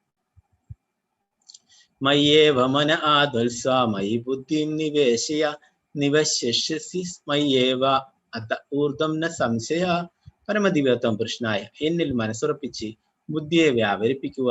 അപ്രകാരം നീ എല്ലായ്പ്പോഴും എന്നിൽ തന്നെ വാഴും, സംശയമില്ല. അപ്പോ ഭഗവാനിൽ പൂർണ്ണമായിട്ടും നമ്മള് മനസ്സുറപ്പിക്കാൻ വേണ്ടിയിട്ടാ പറയുന്നത് അല്ലെ? എപ്പോഴും ഭഗവാന്റെ തിരുനാമം ജപിച്ച് ഭക്തി സേവനങ്ങളൊക്കെ ഏർപ്പെടുക അല്ലെ? അങ്ങനെയാണെങ്കിൽ എപ്പോഴും നമുക്ക് ഭഗവാനെ കുറിച്ച് ഓർക്കാനും അല്ലെ? ഭഗവാൻ കുറെ വഴികൾ നേരത്തെ പറഞ്ഞിട്ടുണ്ട്. ഭഗവാൻ എന്ന് പറയുന്നത് ജലത്തിന്റെ രസം. നമ്മൾ എത്രയോ പ്രാവശ്യം വെള്ളം കുടിക്കുന്ന അല്ലെ? നമ്മൾ ഭഗവാനെ ഓർക്കണം. സൂര്യചന്ദ്രന്മാരുടെ പ്രകാശം ഭഗവാൻ എന്ന് പറയുന്നത് അല്ലെ? സൂര്യചന്ദ്രന്മാരെ കാണുമ്പോൾ നമുക്ക് ഭഗവാനെ ഓർക്കാൻ സാധിക്കും. അങ്ങനെ എല്ലാറ്റിലും ഭഗവാനെ കാണിക്കാൻ പറ്റും അല്ലെ? കാണാൻ പറ്റും. ഭഗവാൻ ആ വിഭൂതിയിൽ പറയുന്നു, ഈ ലോകത്തിലുള്ള വിഭൂതിമത്വം തേജസ്സുള്ളതുമായ എന്തൊരു വസ്തു ഉണ്ടാവും അതൊക്കെ ഭഗവാന്റെ തേജസ്സിന്റെ ഒരു കണികയിൽ നിന്നുണ്ടായിട്ടുള്ളതാണെന്ന് പറഞ്ഞ് നമ്മൾ അങ്ങനെ എന്തെങ്കിലും ആ വളരെ സൗന്ദര്യമുള്ള എന്തെങ്കിലും വസ്തുക്കൾ കണ്ടാൽ എന്താണ് ഓർക്കേണ്ടത്? ഇത് ഭഗവാന്റെ സൃഷ്ടിയാണ്, ഭഗവാന്റെ അംശമാണ് എന്ന് ഓർക്കണം അല്ലെ? ഇവിടെ കാണാം വൃന്ദാവനത്തിലുള്ള ആ ഗോപന്മാരൊക്കെ ഭഗവാന്റെ ചുറ്റിലും ഇരുന്ന് ആ പ്രസാദമൊക്കെ പങ്കിട്ട് കഴിക്കുന്നു. ഭഗവാന്റെ തിരുനാമത്തിനും ഭഗവാനും തമ്മിൽ വ്യത്യാസമില്ല. ഭക്തൻ ഹരേ കൃഷ്ണ കൃഷ്ണ കൃഷ്ണ ഹരേ ഹരേ ഹരേ രാമ രാമ രാമ ഹരേ ഹരേ എന്ന മഹാമന്ത്രം ഉച്ചരിക്കുമ്പോൾ ഭഗവാൻ കൃഷ്ണനും അദ്ദേഹത്തിന്റെ അന്തരംഗ ശക്തിയും ആ നാവിന്മേൽ നൃത്തമാടുകയാണ്. ഭക്തൻ കൃഷ്ണനായി നൈവേദ്യം അർപ്പിക്കുമ്പോൾ ഭഗവാൻ സ്വയം അത് ആസ്വദിക്കുന്നു. അപ്പൊ ഇവിടെ പറയുന്നല്ലേ, ഭഗവാനും ഭഗവാന്റെ തിരുനാമം തമ്മിൽ യാതൊരു വ്യത്യാസമില്ല. അത് ഭഗവാൻ തന്നെയാണ്, തിരുനാമം ഭഗവാൻ തന്നെയാണ്. നമ്മള് പഠിച്ചു അല്ലെ? അനേകം ഭക്തന്മാർ അവരൊക്കെ ഭഗവാന്റെ തിരുനാമം ജപിച്ചപ്പോഴാണ് ഭഗവാൻ അവിടെ പ്രത്യക്ഷമായിട്ടുള്ളത് അല്ലെ? അപ്പോൾ ആ ഭക്തപ്രഹ്ലാദൻ, ധ്രുവ മഹാരാജാവ്, ദ്രൗപദി അല്ലെ, ഗജേന്ദ്രൻ, അങ്ങനെ എല്ലാവരും ഭഗവാന്റെ നാമമാണ് വിളിച്ചിട്ടുള്ളത് അല്ലെ? അപ്പോൾ ഭഗവാൻ അവിടെ ആ യത്നാകരൻ എന്ന കാട്ടാളൻ പിന്നീട് വാൽമീകിയായി മാറിയല്ലേ? അദ്ദേഹത്തിന് ആ രാമ എന്ന് വരെ ജപിക്കാൻ സാധിച്ചില്ല അല്ലെ? മര എന്ന് പറഞ്ഞിട്ട് പിന്നീട് രാമ എന്നായി അല്ലെ? അദ്ദേഹം സംസ്കൃതത്തിൽ മര എന്നത് വധിക്കുക, കൊല്ലുക എന്നുള്ളത് അദ്ദേഹത്തിന് അതേ അറിയുള്ളൂ അല്ലെ? നാരദമുനി പറഞ്ഞു അത് ജപിച്ചു, അത് നിരന്തരം പറഞ്ഞോളൂ. അങ്ങനെ രാമ രാമ രാമായി അല്ലെ? അങ്ങനെ എല്ലാവർക്കും ആ ഭഗവാനെ ലഭിക്കുകയുണ്ടായി അല്ലെ? നമുക്കും ഭഗവാനെ ലഭിക്കും. നമ്മള് ആ പൂർണ്ണ വിശ്വാസം ഉണ്ടായിരിക്കണം നമുക്ക് ഭഗവാന്റെ തിരുനാമത്തിൽ. അത് ഭഗവാൻ തന്നെയാണ്. പിന്നെന്താണ്, നമ്മള് മഹാമന്ത്രം ഉച്ചരിക്കുമ്പോൾ ഭഗവാനും ഭഗവാന്റെ അന്തരംഗ ശക്തിയും നമ്മുടെ നാവിന്മേൽ നൃത്തമാടുകയാണെന്ന് പറഞ്ഞു. ഭഗവാന്റെ അന്തരംഗ ശക്തിയാണ് ശ്രീമതി രാധാറാണി അല്ലെ? അപ്പോ നമ്മൾ ഹരേ എന്ന് പറയുന്നത് രാധാറാണിയാണ്, ഭഗവാന്റെ അന്തരംഗ ശക്തിയാണ്. കൃഷ്ണ എന്നുള്ളതോ സർവ ആകർഷകൻ, എല്ലാവരെയും ആകർഷിക്കുന്നവൻ അല്ലെ? രാമ എന്ന് പറയുന്നത് എല്ലാവരെയും രമിപ്പിക്കുന്നവൻ. അപ്പോ ഹരേ രാധാറാണി ഭഗവാന്റെ അന്തരംഗ ശക്തി, കൃഷ്ണ സർവ ആകർഷകൻ, രാമ എല്ലാവരെയും രമിപ്പിക്കുന്നവൻ. അപ്പൊ ഈ ഹരേ കൃഷ്ണ കൃഷ്ണ കൃഷ്ണ ഹരേ ഹരേ ഹരേ രാമ രാമ രാമ ഹരേ ഹരേ എന്ന് നമ്മൾ ജപിക്കുമ്പോൾ നമ്മൾ ഭഗവാന്റെ അന്തരംഗ ശക്തിയായ രാധാറാണിയോട് ആവശ്യപ്പെടുന്നു, ഞങ്ങളെയും ഭഗവാന്റെ സേവനത്തിലെ ഉൾപ്പെടുത്താൻ വേണ്ടിയിട്ട്. അപ്പൊ ഭഗവാന്റെ സേവനങ്ങൾ ചെയ്യുന്ന ആരാണ്? ശ്രീമതി രാധാറാണിയാണ് അല്ലെ? നമ്മളെ രാധാറാണിയാണ് ഭഗവാന്റെ സേവനത്തിൽ നമ്മളെ കൂടി ഉൾപ്പെടുത്തേണ്ടത്. രാധാറാണിയോട് നമ്മൾ പ്രാർത്ഥിക്കുന്നത് ഹരേ എന്നുള്ളത് ഭഗവാന്റെ അന്തരംഗ ശക്തിയായിട്ടുള്ള ആരാധനാണ് തന്നെയാണ്. ഇവിടെ പറയുന്നത് ഭക്തൻ കൃഷ്ണനായി നൈവേദ്യം അർപ്പിക്കുമ്പോൾ ഭഗവാന് സ്വയം അത് ആസ്വദിക്കുന്നു അല്ലെ. നമ്മള് 9ാമത്തെ അധ്യായത്തിൽ പഠിച്ചു അല്ലെ. ഭഗവാൻ പറയുന്നുണ്ട് സ്നേഹത്തോടും ഭക്തിയോടും കൂടി നിങ്ങളൊരു ഇലയോ ഒരു തുളസി ഇലയോ ഒരു പൂവോ ഒരു പഴമോ അല്പം ജലമോ അർപ്പിക്കുകയാണെങ്കിൽ അശ്നാമി പ്രേതാത്മന എന്ന് പറയുന്നത് അല്ലെ, ഞാനത് സ്വീകരിക്കുമെന്ന് ഭഗവാൻ തീർത്തും പറയുന്നു. ഇവിടെ ചിത്രത്തിലാണ് ഹരിദാസ് ഠാക്കൂറിനെ കുറിച്ച് നമ്മൾ പറഞ്ഞിട്ടുണ്ടായിരുന്നു. എന്താണ് ആ ബ്രഹ്മദേവൻ തന്നെയാണ് ഹരിദാസ് ഠാക്കൂറായിട്ട് അവതരിച്ചിട്ടുണ്ടായിരുന്നത്. അത ചിത്തം സമാധാതും നശക്നോഷി മയി സ്ഥിരം അഭ്യാസയോഗേന തതോ മാമിച്ചാപ്തും ധനഞ്ജയ. പ്രിയപ്പെട്ട അർജുന, ധനത്തെ ജയിച്ചവനെ, എന്നിൽ മനസ്സുറപ്പിച്ചു നിർത്താൻ നിനക്ക് കഴിയുന്നില്ലെങ്കിൽ ഭക്തിയോഗത്തിന്റെ നിബന്ധനകൾ അനുഷ്ഠിച്ചുകൊണ്ട് എന്നെ പ്രാപിക്കാനുള്ള ആഗ്രഹം വളർത്തുക. ഭഗവാനിൽ മനസ്സുറപ്പിച്ച് നിർത്താൻ കഴിയുന്നില്ലെങ്കിൽ എന്താ പറയുന്നത്? ഭക്തിയോഗത്തിന്റെ നിബന്ധനകളൊക്കെ അനുഷ്ഠിച്ചിട്ട് എന്നെ പ്രാപിക്കാനുള്ള ആഗ്രഹം വളർത്താൻ വേണ്ടിയിട്ട് പറയുന്നു. അഭ്യാസേഭ്യ സമർത്ഥോസി മത്കർമ്മ പരമോ ഭവ മദർത്ഥമഭി കർമാണി കുർവൻ സിദ്ധിമമാപ്സ്യസി. ഭക്തിയോഗത്തിന് വേണ്ടുന്ന നിബന്ധനകൾ അനുഷ്ഠിക്കാൻ നിനക്ക് കഴിവില്ലെങ്കിൽ എനിക്ക് വേണ്ടി പ്രവർത്തിക്കുവാൻ ശ്രമിക്കൂ. എനിക്കായി പ്രവർത്തിക്കുന്നത് കൊണ്ട് തന്നെ നീ പരിപൂർണതയിലെത്തും. ഇവിടെ എന്താ പറയുന്നത്? ഭക്തിയോഗത്തിന് വേണ്ടുന്ന നിബന്ധനയെ അനുഷ്ഠിക്കാൻ കഴിയുന്നില്ലെങ്കിൽ എന്താ പറയുന്നത്? ഭഗവാന് വേണ്ടിയിട്ട് പ്രവർത്തിക്കാൻ വേണ്ടിയിട്ട് പറയുന്നല്ലേ. ഭഗവാന് വേണ്ടി പ്രവർത്തിക്കുന്നത് കൊണ്ട് തന്നെ പരിപൂർണതയിലെത്തും അല്ലെ. ഈ ഭൗതിക ലോകത്തിൽ നമുക്ക് എന്തെങ്കിലും ആയിട്ട് പ്രവർത്തിച്ചുകൊണ്ടേ ഇരിക്കണം അല്ലെ. അല്ലാതെ ഭഗവാന് വേണ്ടിയിട്ട് പ്രവർത്തിക്കാൻ വേണ്ടിയിട്ട് ഭഗവാനോട് പറയുന്നു. അങ്ങനെയാണെങ്കിൽ എനിക്ക് പരിപൂർണതയിൽ എത്താൻ സാധിക്കുമെന്ന്.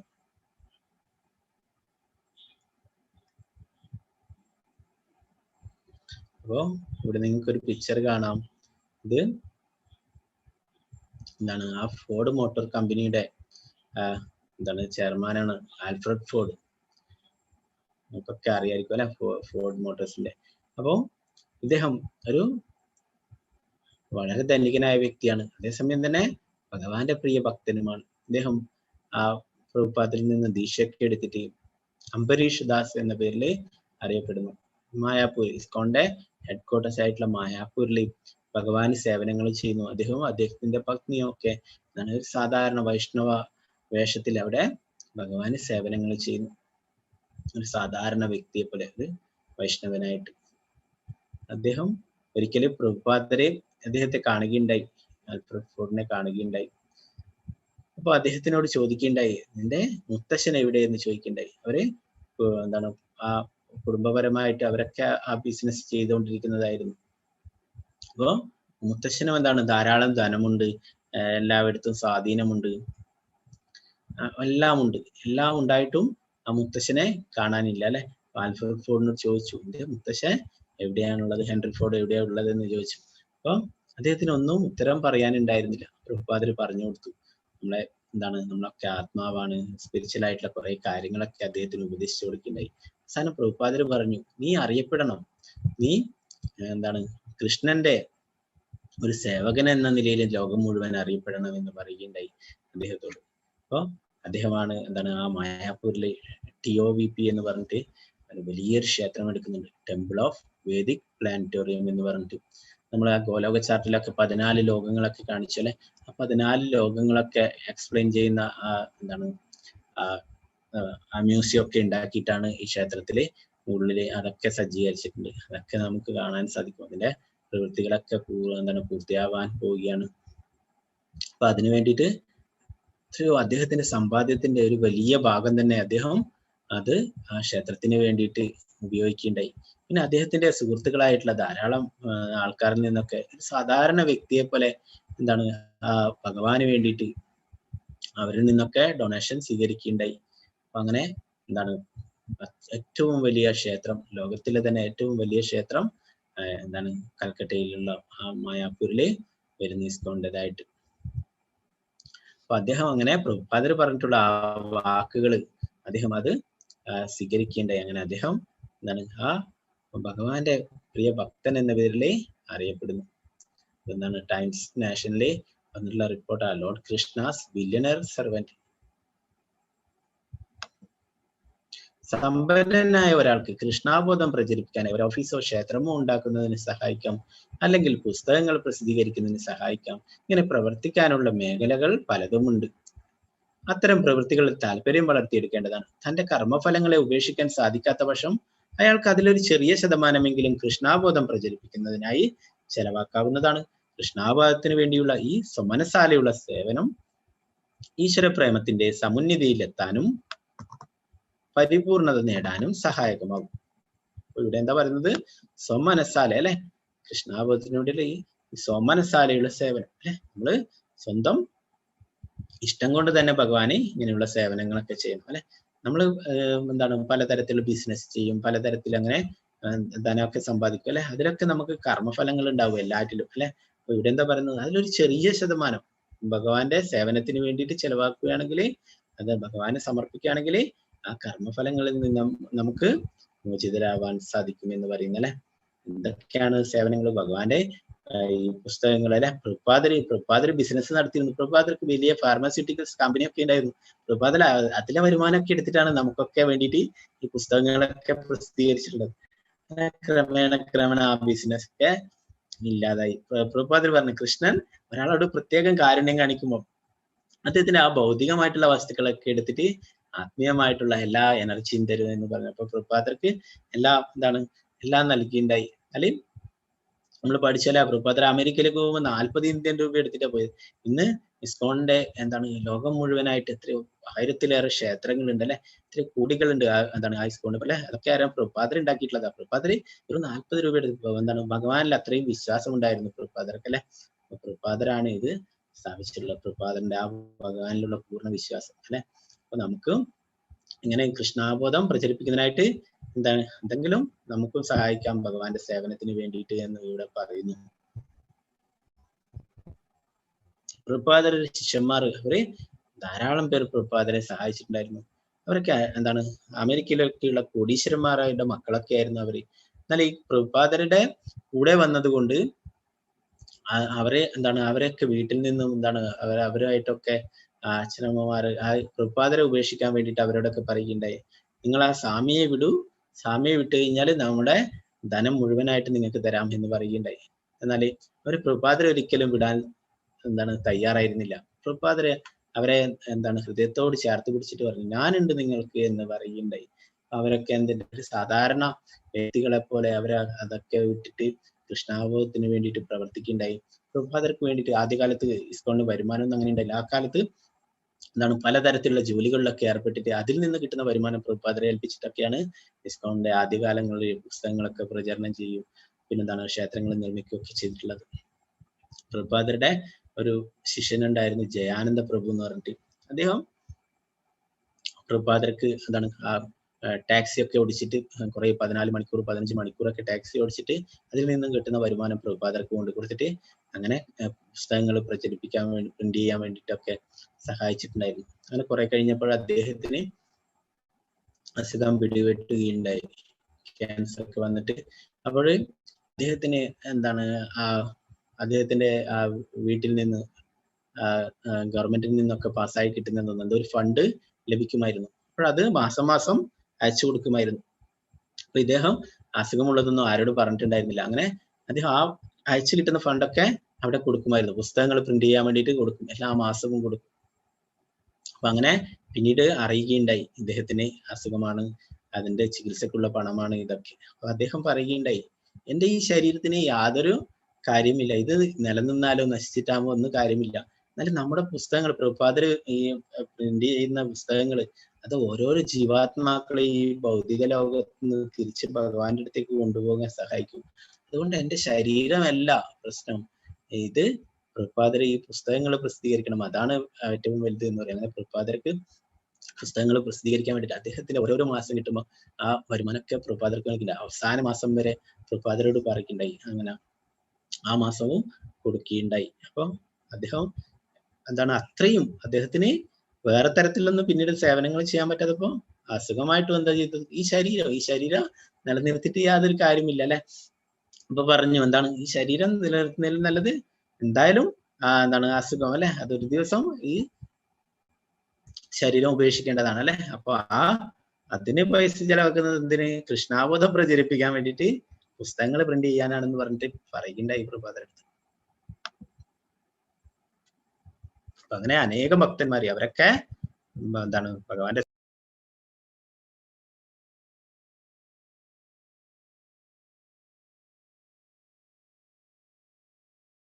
സമർപ്പിച്ചിട്ടുള്ളവരായിരുന്നു.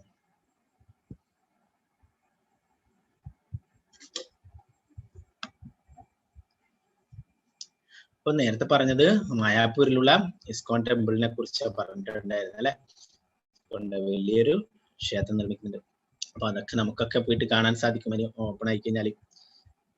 അല്ല, നമ്മൾ ആ ചാർട്ടിലൊക്കെ കണ്ട 14 ലോകങ്ങളും ഒക്കെ അവിടെ എന്തൊക്കെയാണ് നടക്കുന്നത് അതൊക്കെ മ്യൂസിയം ആയിട്ട് അതിൽ നമുക്ക് കാണാൻ സാധിക്കും. അങ്ങനെ കുറെ സൗകര്യങ്ങൾ, ഗുരുകുലം, അങ്ങനെ കുറെ കാര്യങ്ങളൊക്കെ ചെയ്യുന്നുണ്ട് അവിടെ.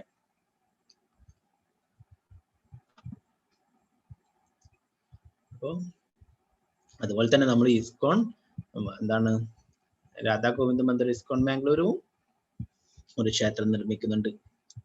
അപ്പോ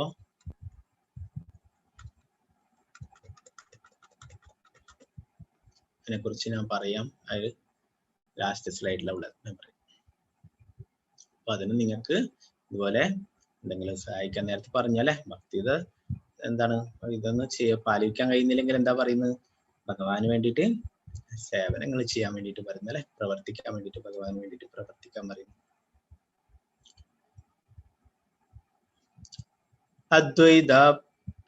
അദ്വൈതപ്യശക്തോസി കർത്തും മദ്യോഗമാശ്രിത സർവകർമ്മഫലത്യാഗം തഥാ കുരു യഥാത്മവ. എന്നെ കുറിച്ചുള്ള ഈ ബോധത്തോടു കൂടി പ്രവർത്തിക്കുവാൻ നിനക്ക് കഴിയുന്നില്ലെങ്കിൽ സർവകർമ്മഫലങ്ങളെയും തിരിച്ച് ആത്മസ്ഥിതനാവാൻ ആയിത്തീരാൻ ശ്രമിക്കുക.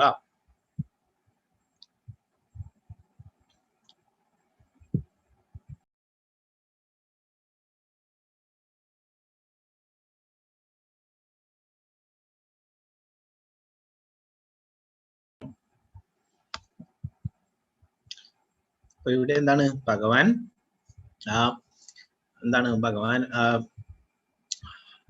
എന്താണ് പിറന്നതിലുള്ള സന്തോഷത്തില് നന്ദമഹാരാജാവ് എല്ലാവർക്കും സമ്മാനങ്ങൾ നൽകുന്നല്ലേ, എല്ലാവർക്കും പലതരത്തിലുള്ള സമ്മാനങ്ങളൊക്കെ നൽകിയിട്ടുണ്ടായി. അപ്പോ എല്ലാവർക്കും എന്താണ് ആഭരണങ്ങളും മറ്റ് സ്വർണ്ണ നാണയങ്ങളും അങ്ങനെ പലതരത്തിലുള്ള വസ്ത്രങ്ങളും ഒക്കെ വിതരണം ചെയ്യുകയുണ്ടായി. അപ്പോഴ് ശ്രീകൃഷ്ണ ഭഗവാൻ ഇതെല്ലാം കാണുന്നുണ്ടായിരുന്നു, കുട്ടിയായിരിക്കുന്നു. അപ്പോ പിതാവ് കുറെ സമ്മാനങ്ങൾ നൽകുന്നു അല്ലെ, ഇതൊക്കെ ഭൗതികമായിട്ടുള്ള വസ്തുക്കളാണ്. എന്നാല് എല്ലാവർക്കും ശാശ്വതമായിട്ടുള്ള ഒരു സമ്മാനം നൽകണം എന്ന് ഭഗവാൻ ആഗ്രഹിക്കുന്നുണ്ടായി. അതാണ് ശ്രീല പ്രഭുപാദ ലോകത്തിന് മുഴുവൻ കൃഷ്ണാബോധം നൽകാനായിട്ട് ആ നന്ദോത്സവം, ജന്മാഷ്ടമി കഴിഞ്ഞ് പിറ്റേ ദിവസം നന്ദോത്സവം, നന്ദമഹാരാജാവ് എല്ലാവർക്കും സമ്മാനങ്ങൾ നൽകുന്ന ആ ദിവസമാണ് ശ്രീല പ്രഭുപാദർ എന്താണ് ആവിർഭവിച്ചിട്ടുള്ളത്. അവതാര ദിനം അത് നന്ദോത്സവത്തിനാണ്. അപ്പോ എന്താണ് ജന്മാഷ്ടമിക്ക് ഈ ജന്മാഷ്ടമി പ്രമാണിച്ച് പിറ്റേ ദിവസം നന്ദരാജാവ് എല്ലാവർക്കും സമ്മാനം കൊടുക്കുന്നത്. അപ്പൊ ഉണ്ണിക്കണ്ണെ നമുക്കൊക്കെ വേണ്ടിയിട്ട് തന്നിട്ടുള്ളതാണ് ശ്രീല പ്രഭുപാദർ. അതുകൊണ്ടാണ് നമുക്കൊക്കെ കൃഷ്ണാബോധം ലഭിച്ചിട്ടുള്ളത് അല്ലെ. ഭക്തിയുടെ സേവനം അത് പ്രഭുപാദരാണ് നമുക്കൊക്കെ പറഞ്ഞു തന്നിട്ടുള്ളത്. ശ്രേയോ ഹി ജ്ഞാനമഭ്യാസാത് ജ്ഞാനാധ്യാനം വിശിഷ്യതേ ധ്യാനാത് കർമ്മഫലത്യാഗാചാന്തിരനന്തരം. നിനക്കിത് പരിശീലിക്കാൻ സാധ്യമല്ലെങ്കിൽ ജ്ഞാനാർജനത്തിന് ശ്രമിക്കുക. ജ്ഞാനാർജനത്തെക്കാൾ ശ്രേഷ്ഠമാണ് ധ്യാനം. ആ ധ്യാനത്തെക്കാൾ വിശിഷ്ടമത്രേ കർമ്മഫലങ്ങളെ ത്യജിക്കൽ. എന്തെന്നാൽ ത്യാഗത്താൽ മനഃശാന്തി ലഭിക്കും.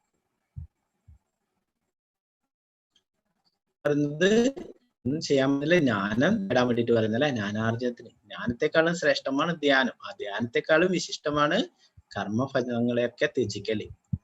എന്തെന്നാൽ ത്യാഗത്താൽ മനഃശാന്തി ലഭിക്കുമെന്ന് പറയുന്നു. ഇനി ഒരു ഭക്തന്റെ ഗുണങ്ങളെ പറയുന്നു. ഒരു ഭക്തൻ എങ്ങനെ ആയിരിക്കണം എന്നതിനെ കുറിച്ച് ഭഗവാനോട് പറയുന്നു.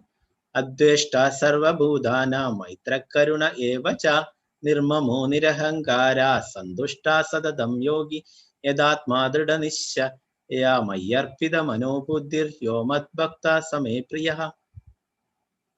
അപ്പൊ എന്താ പറയുന്നത്? അദ്വേഷ്ട സർവഭൂതാനാം മൈത്രകരുണ ഏവച നിർമ്മമോ നിരഹങ്കാര സമദുഃഖ സുഖശമി. സന്തുഷ്ട സതതം യോഗി യഥാത്മാ ദൃഢനിശ്ചയ മയ്യർപ്പിത മനോബുദ്ധിർ യോ മത് ഭക്ത സ മേ പ്രിയ. മാത്സര്യം കൂടാതെ സർവജീവസത്തകൾക്കും സുഹൃത്തായി ഒന്നിലും അവകാശബോധവും നിത്യാഹങ്കാരവും ഇല്ലാതെ സുഖദുഃഖങ്ങളിൽ സമനില കൈക്കൊണ്ട് ക്ഷമാശാലിയായും സദാ സംതൃപ്തനായും നിയന്ത്രിത ആത്മാവായും മനസ്സും ബുദ്ധിയും എന്നിൽ ഉറപ്പിച്ച് ദൃഢനിശ്ചയത്തോടെ ഭക്തിത സേവനം അനുഷ്ഠിക്കുന്ന എന്റെ ഭക്തൻ എനിക്ക് ഏറ്റവും പ്രിയങ്കരനാണ്. നമ്മളൊക്കെ ഇങ്ങനെയുള്ള ഒരു ഭക്തനാവാൻ വേണ്ടിയിട്ട് ശ്രമിക്കണം അല്ലെ. ഭഗവാനിവിടെ പറയുന്നു ഈ ഗുണങ്ങളൊക്കെയുള്ള ഒരു എന്താണ് ഭക്തനെയാണ് ഭഗവാന് ഏറ്റവും പ്രിയപ്പെട്ടതെന്ന് പറയുന്നത് അല്ലെ. നമ്മൾ ഈ ഗുണങ്ങളൊക്കെ പരിശീലിക്കാൻ ശ്രമിക്കണം അല്ലെ. എന്താണ് മാത്സര്യം, മറ്റുള്ളവരോടൊന്നും മാത്സര്യം ഇല്ലാതിരിക്കും അല്ലെ. എന്താണ് എല്ലാ ജീവസത്തുക്കളും അല്ലെ, എല്ലാവരും ഭഗവാന്റെ അംശമാണ് നമ്മൾ പഠിച്ചു അല്ലെ. ഒന്നിലും അവകാശബോധം എല്ലാം ഭഗവാന്റേതാണ്. നമ്മളെ ഈ ശരീരം പോലും ഭഗവാന്റേതാണ് അല്ലെ. പിന്നെന്താണ് നിത്യാഹങ്കാരം ഇല്ലാതെ സുഖദുഃഖങ്ങളിൽ സമനില കൈക്കൊണ്ട് അല്ലെ. സുഖവും ദുഃഖവും ഒക്കെ വന്നും പോയിക്കൊണ്ടേയിരിക്കും. നമ്മൾ പഠിച്ചല്ലേ, ഭഗവാൻ തന്നെ പറഞ്ഞു തന്നിട്ടുണ്ട്. എന്താണ് ശീതകാലവും എന്താണ് മഴക്കാലവും മഞ്ഞുകാലവും അല്ലെ, മഞ്ഞുകാലം വേനൽക്കാലം ഒക്കെ വരുന്ന പോലെ സുഖവും ദുഃഖവും വന്നും പോയിക്കൊണ്ടേയിരിക്കും അല്ലെ. അതില് സമചിത്തനായിരിക്കാൻ വേണ്ടിയിട്ട് പറഞ്ഞിട്ടുണ്ടായിരുന്നു അല്ലെ. പിന്നെന്താണ് ക്ഷമാശാലി അല്ലെ. പിന്നെന്താണ് സദാ സംതൃപ്തൻ, നമ്മൾ ഉള്ളത് കൊണ്ട് സംതൃപ്തനാവുക അല്ലെ. പിന്നെ നിയന്ത്രിത ആത്മാവ്, മനസ്സും ബുദ്ധിയും ഭഗവാനിൽ ഉറപ്പിച്ച് ഭക്തിയുത സേവനങ്ങളെ അനുഷ്ഠിക്കുന്ന എന്റെ ഭക്തൻ എനിക്ക് ഏറ്റവും പ്രിയങ്കരനാണ്. ദൃഢനിശ്ചയത്തോടെ അല്ലെ, ഭഗവാനിൽ പൂർണ്ണ വിശ്വാസത്തോടെ എപ്പോഴും ഭക്തിയുത സേവനങ്ങൾ ചെയ്യുക. ഇങ്ങനെയുള്ള ഗുണങ്ങളൊക്കെ ഒരു ഭക്തൻ വളർത്തിയെടുക്കണം എന്ന് പറഞ്ഞു. അങ്ങനെയുള്ള ഭക്തനെയാണ് ഭഗവാന് ഏറ്റവും പ്രിയങ്കരമായിട്ടുള്ളത്. ഇവിടെ ആരാണ്? സുദാമ അല്ലെ. സുദാമ ഭഗവാന്റെ പ്രിയ ഭക്തനാ. ഒന്നും ആഗ്രഹിക്കാതെയാണ് ഭഗവാനെ കാണാൻ വന്നിട്ടുള്ളത് അല്ലെ. പത്നി അതൊക്കെ പറഞ്ഞിട്ടുണ്ടെങ്കിൽ ഒന്നും ചോദിക്കാതെയാണ് സുദാമ അവിടെ നിന്ന് തിരിച്ചു പോയത് അല്ലെ. എല്ലാം ഭഗവാൻ നൽകിയിട്ടുണ്ടായി. ഭഗവാൻ എന്താണ്, ഭഗവാനുടെ ആ സുദാമയെ അവിടെ ഇരുത്തിയിട്ട് ആ സിംഹാസനത്തിൽ ഇരുത്തിയിട്ട് പാദങ്ങൾ കഴുകുന്നു അല്ലെ. ഭഗവാൻ തന്നെ കഴുകുന്നു. എന്താണ് ആ വെള്ളം എടുത്തിട്ട് ഭഗവാൻ തന്നെ അഭിഷേകം ചെയ്തു ഭഗവാന്റെ മേത്തൊക്കെ തെളിച്ചു എന്ന് പറയുന്നു. അപ്പം സുദാമയെ അങ്ങനെ സ്വീകരിച്ച് ഇരുത്തിയിട്ടുണ്ട് അല്ലെ. എന്താണ് ഭഗവാന്റെ പ്രിയ സുഹൃത്തും ഭക്തനും ഒക്കെയാണ് സുദാമ. യസ്മാനോദിജതേ ലോകോ ലോകോ നാദിജതോചയ ഹർഷാമർഷഭയോദ്യോഗേർ മുക്തോയ സച മേ പ്രിയഃ. ആരാലാണോ ആർക്കും ബുദ്ധിമുട്ടുകളൊന്നും ഇല്ലാത്തത്, ആരാണോ ഏതൊരുവനാലും അസ്വസ്ഥനായി തീരാത്തത്, സുഖദുഃഖങ്ങളിലും ഭയോത്കണ്ഠകളിലും സമചിത്തനായിരിക്കുന്നവൻ ആരാണോ, അങ്ങനെ ഉള്ള എന്റെ ഭക്തൻ എനിക്ക് വളരെ പ്രിയപ്പെട്ടവനാണ്. അപ്പോ ഭഗവാൻ എന്താ ഇവിടെ പറയുന്നത്, നമ്മള് എന്താണ് ആർക്കും ബുദ്ധിമുട്ടൊന്നും ഇല്ലാതാക്കുക അല്ലെ, ആരെയും ബുദ്ധിമുട്ടിക്കാതിരിക്കുക അല്ലെ. പിന്നെന്താണ് ഏതൊരുവനാലും അസ്വസ്ഥനാവുക, ആരെങ്കിലും നമ്മളെ ബുദ്ധിമുട്ടിക്കാൻ വന്നാലും നമ്മള് അസ്വസ്ഥനാവാതെ ഇരിക്കുക. സുഖദുഃഖങ്ങളിലും ഭയോത്കണ്ഠകളിലും സമചിത്തനായിരിക്കുന്നത്, അങ്ങനെയുള്ള ഭക്തൻ എനിക്ക് വളരെ പ്രിയപ്പെട്ടവനാണെന്ന് പറഞ്ഞു. പിക്ചറിൽ കാണാം ശിവനും പാർവതിയും അവിടെ ഇരിക്കുന്ന അല്ലെ. കുറെ ഋഷികളൊക്കെ അവർക്ക് ചുറ്റിലും നിന്നിട്ടുണ്ടല്ലേ. അപ്പൊ ഒരിക്കലേ എന്താണ് ആ ചിത്രകേതു മഹാരാജാവ് അദ്ദേഹം ആകാശത്തിലൂടെ സഞ്ചരിക്കുന്ന സമയത്ത് ഈ ശിവനെയും പാർവതിയും അടുത്തടുത്തിരിക്കുന്ന അല്ലെ, ശിവന്റെ എന്താണ് വാമഭാഗം തന്നെയാണ് അല്ലെ അർദ്ധനാരീശ്വരൻ എന്ന് പറയുന്നത് നമ്മൾ അല്ലെ. എന്താണ് ആ പാർവതി എപ്പോഴും ശിവന്റെ കൂടെ തന്നെ ഉണ്ടാവും അല്ലെ. അപ്പൊ അങ്ങനെ ശിവന്റെ മടിയിലായിട്ടിരിക്കുന്ന രൂപത്തിലാണുള്ളത് അല്ലെ. അപ്പൊ അതൊക്കെ കണ്ടിട്ട് എന്താണ് ചുറ്റിലും ആരമുള്ള ഋഷികളൊക്കെ അല്ലെ. അപ്പൊ അദ്ദേഹം ഒരു ഭൗതികമായിട്ടുള്ള ഒരു ഒരു കാഴ്ചയായിട്ടാണ് അദ്ദേഹത്തിന് ഇത് മനസ്സിലായത്. അപ്പൊ അദ്ദേഹം ഒരു പരിഹസിച്ചുകൊണ്ട് ചിരിക്കുകയുണ്ടായി. അപ്പൊ അത് പാർവതി ദേവിക്ക് ഇഷ്ടപ്പെട്ടില്ല. ശിവൻ അത് കാര്യമാക്കിയെടുത്തില്ല. എന്നാൽ പാർവതി ദേവി അത്രയും ഋഷികളുടെ മുന്നിൽ വെച്ചിട്ട് തന്റെ ഭർത്താവിനെ പരിഹസിച്ചപ്പോൾ പാർവതി ദേവി അദ്ദേഹത്തെ ശപിക്കുകയുണ്ടായി. ചിത്രകേതു മഹാരാജാവ് അദ്ദേഹം ഒരു രാജാവായിരുന്നു. എല്ലാ സുഖ സൗകര്യങ്ങളോടും കൂടിയിട്ട് എല്ലാ ഭൗതികമായിട്ടുള്ള എല്ലാം ആസ്വദിച്ചുകൊണ്ട് ജീവിച്ചിരുന്ന ആളായിരുന്നു. എന്നാല് അദ്ദേഹത്തിന് പുത്രന്മാരുണ്ടായിരുന്നില്ല. ഒരിക്കലേ അങ്കിരമുനി അദ്ദേഹത്തിനോട് പറഞ്ഞു എനിക്കൊരു പുത്രൻ വേണമെന്ന് പറഞ്ഞിട്ട് പൂജകളൊക്കെ നടത്തുകയുണ്ടായി. അങ്ങനെ അദ്ദേഹം പറയുകയുണ്ടായി, നിനക്കൊരു പുത്രൻ ജനിക്കും, എന്നാലേ ആ പുത്രനെ കൊണ്ട് തന്നെ നിനക്ക് ആദ്യം സന്തോഷം ഉണ്ടാവും, പിന്നീട് അതുകൊണ്ട് ദുഃഖവും ഉണ്ടാവും എന്ന് വിചാരിച്ചു. അപ്പൊ അതൊന്നും പ്രശ്നമില്ല, എനിക്ക് അങ്ങനെ ആയാലും മതി എന്ന് പറഞ്ഞു. അങ്ങനെ ഒരു പുത്രൻ ജനിക്കുകയുണ്ടായി. അതിനെ ഹർഷശോകൻ എന്ന് പേരിട്ടു. ആദ്യം സന്തോഷവും പിന്നീട് ദുഃഖവും വരുന്നത് എന്ന അർത്ഥത്തിലുള്ള. അപ്പൊ അദ്ദേഹത്തിന്റെ ആ എന്താണ് ഒന്നാമത്തെ ഭാര്യയിലാണ് ആ എന്താണ് ഹർഷശോകൻ ജനിച്ചത്. ധാരാളം പത്നിമാരുണ്ടായിരുന്നു. അപ്പോ രാജാവിന് എന്താണ് ചിത്രകേതു മഹാരാജാവിന് ഈ പത്നിയോടായി കൂടുതൽ ഇഷ്ടമൊക്കെ. അപ്പൊ അത് മറ്റുള്ള പത്നിമാർക്കൊന്നും ഇഷ്ടപ്പെട്ടില്ല. അവരങ്ങനെ ഒരു ദിവസം ആ കുഞ്ഞിന് വിഷം കൊടുത്ത് ആ കുഞ്ഞിനെ കൊല്ലുകയുണ്ടായി. അപ്പോ ഇതില് എന്താണ് ദുഃഖിതനായിട്ട് ചിത്രകേതു മഹാരാജാവ് സങ്കടപ്പെട്ടപ്പോ ആ അങ്കിരമുനിയൊക്കെ വീണ്ടും വരികയുണ്ടായി. അപ്പൊ അങ്കിരമുനിയോട് നാരദമുനിയോടൊക്കെ പറഞ്ഞിട്ട് ആ കുട്ടി ഹർഷശോകനെ തിരിച്ചു വിളിക്കുകയുണ്ടായി.